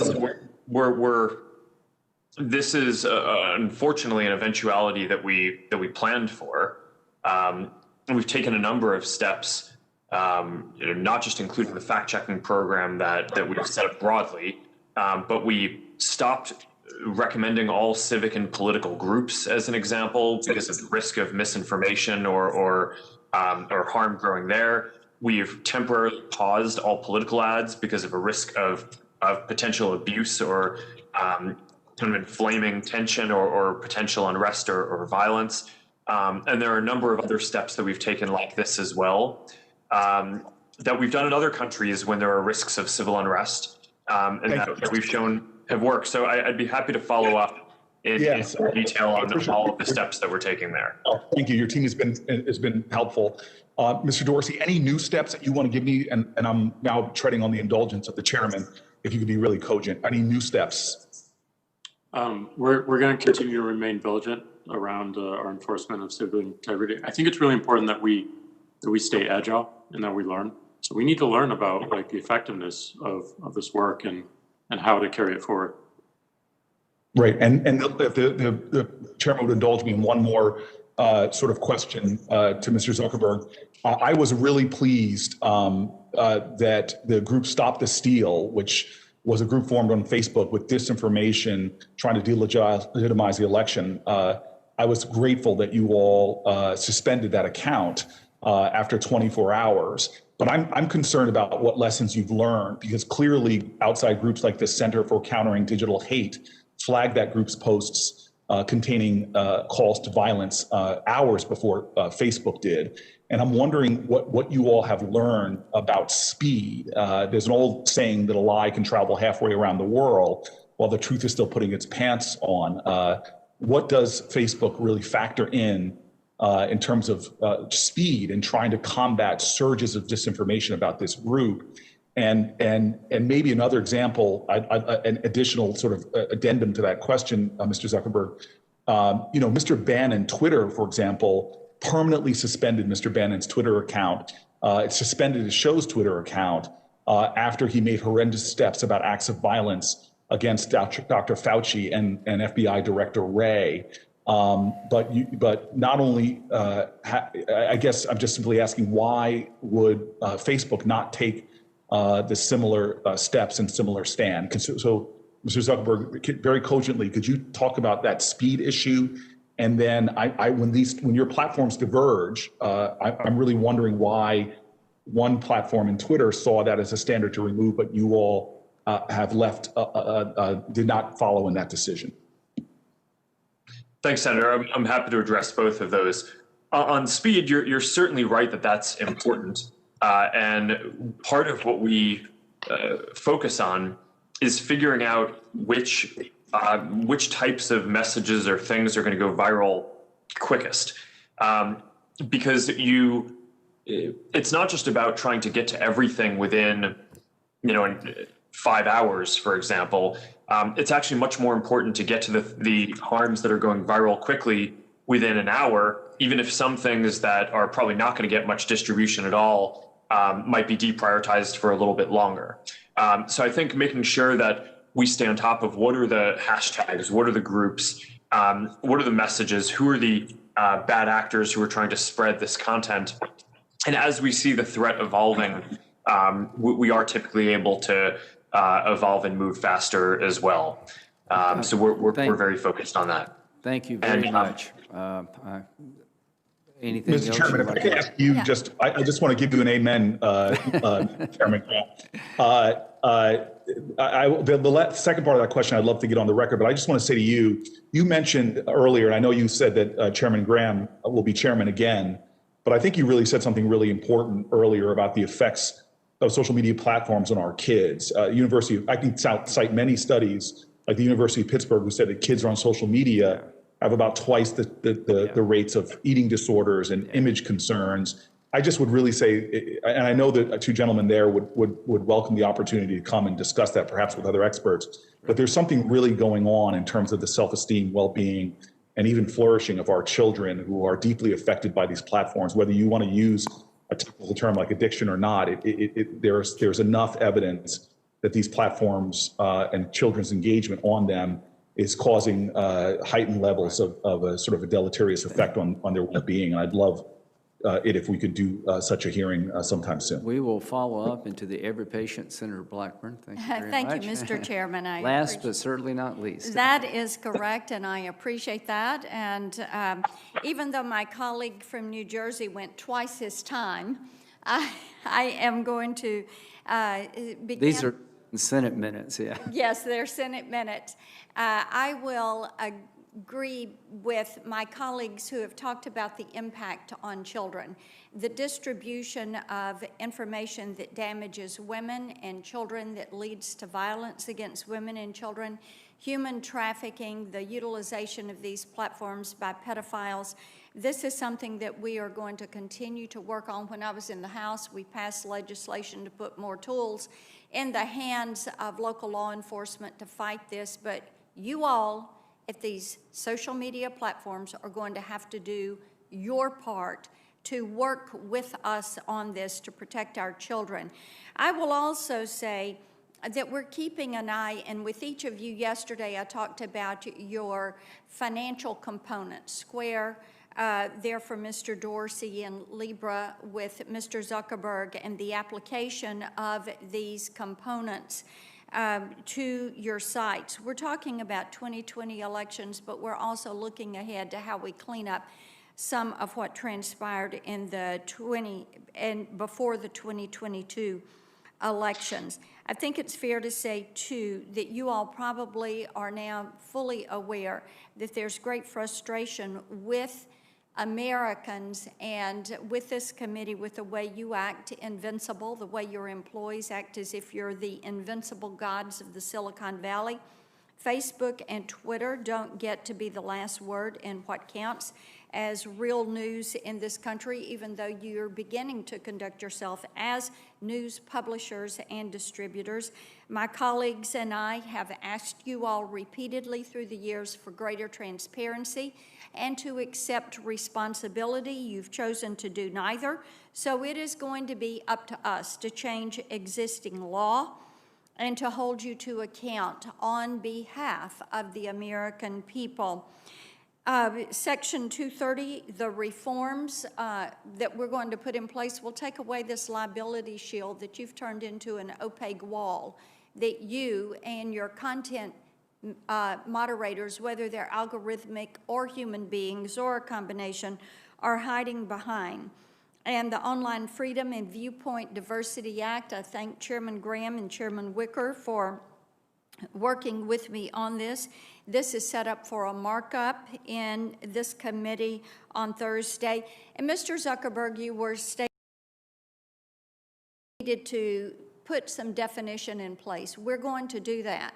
We're going to take away nebulous language, and we're going to be specific, unlawful, inciting personal harm, inciting terrorism. We're going to do that and clear that up for you.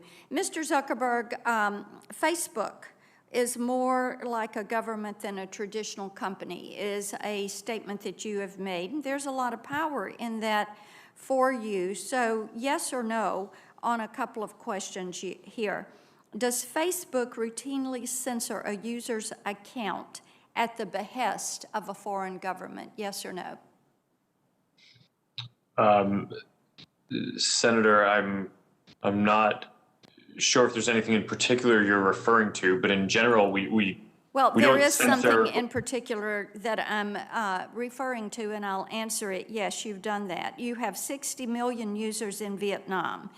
Of course, this is a communist regime. Under the orders of the Vietnamese government, did Facebook shut down and ban the account of a Vietnamese dissident because he criticized the government's land policy? Yes or no? Senator, I'm not familiar with all the details of that, but I believe that we may have done that, and that in general we try to follow the local laws of different countries. And you kept him off for 3 months.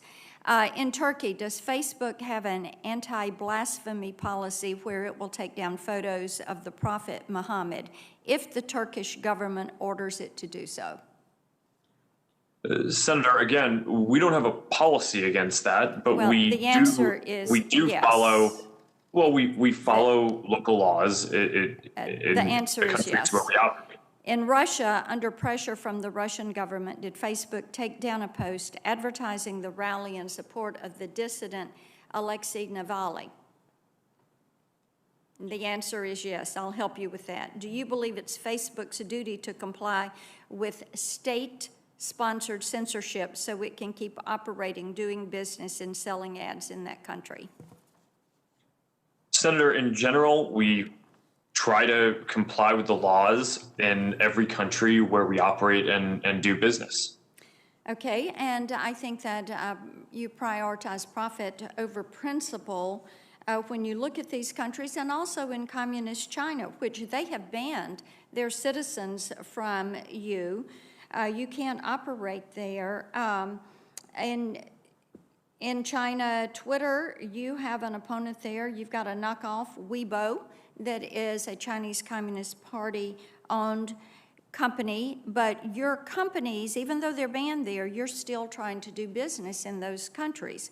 Mr. Dorsey, does Twitter do business with Huawei? I don't believe so, but we can follow up. Oh, I can answer it for you, sir. You helped launch Huawei's Mate 3 Pro 5G, and it is featured on Twitter's marketing page website. How about Alibaba? You do business with Jack Ma's company with their links to the Chinese Communist Party? If by business you mean allowing people to advertise on a platform. Your answer is yes. Mr. Zuckerberg, are you aware that last year China's top internet regulator agreed to spend over $800,000 for the communist mouthpiece, the People's Daily? And they did this so that they could advertise and promote China to the American people on Facebook.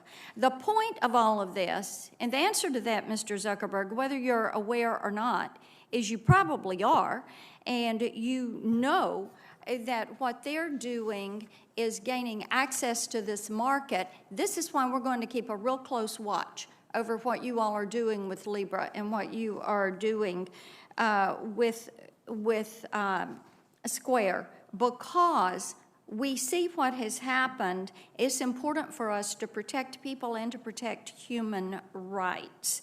And your election, let me move to election content and that monitoring, because we do have concerns about some of the things that happen there.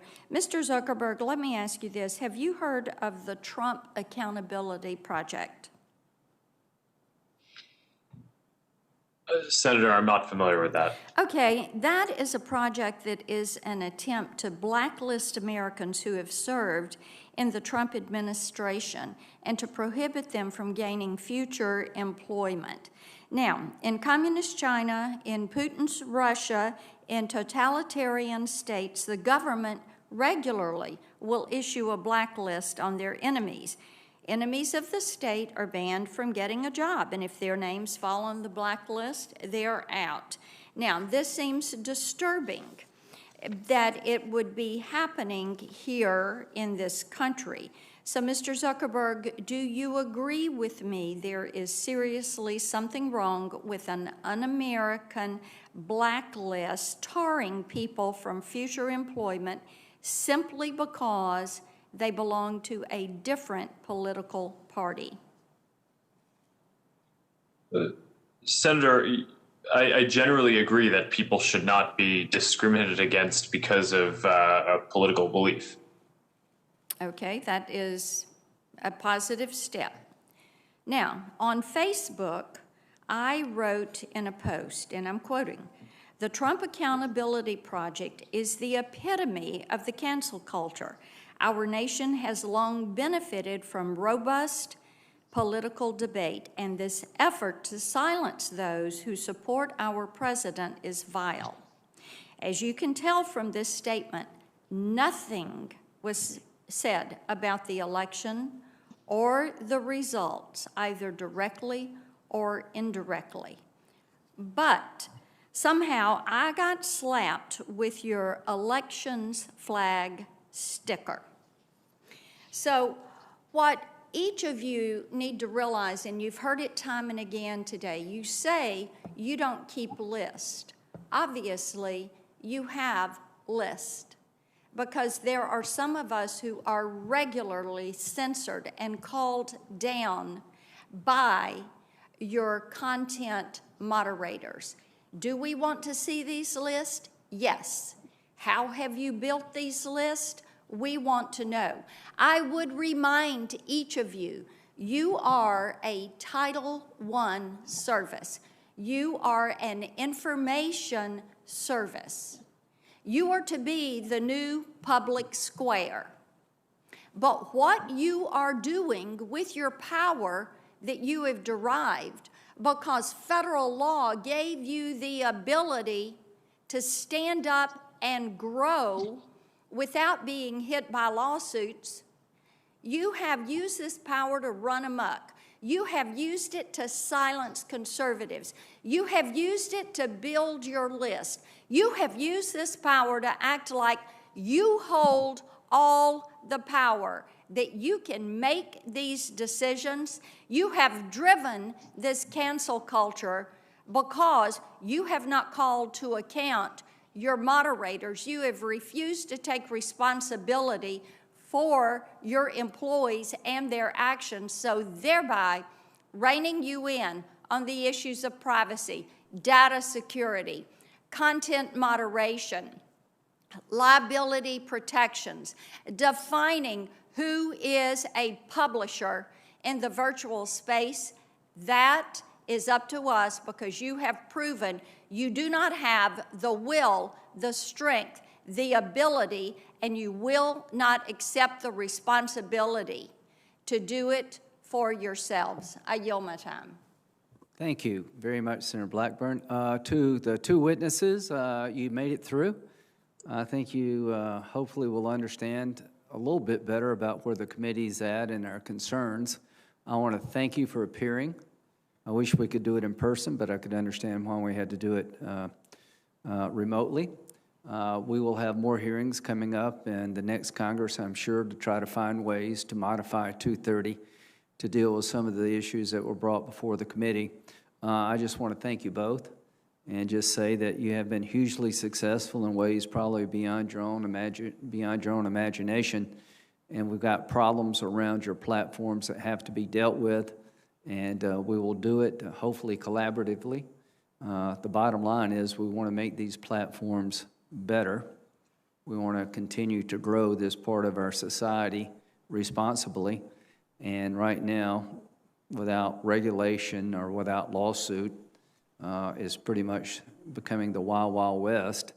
And I appreciate both of you for being willing to try to find ways to come up with systems that will ensure more transparency, more choice, and more confidence. And Mr. Chairman? Yes, sir. If I may just add my thanks to the witnesses and also to you for having this hearing. I think there's one certainty here, which is that Mr. Zuckerberg and Mr. Dorsey will be back. They will be back in the next session of Congress. I hope that joining them will be Google and Amazon and others who should be held similarly accountable. And to these two companies, thank you for stepping up to the plate, and to the other companies, you need to be here also.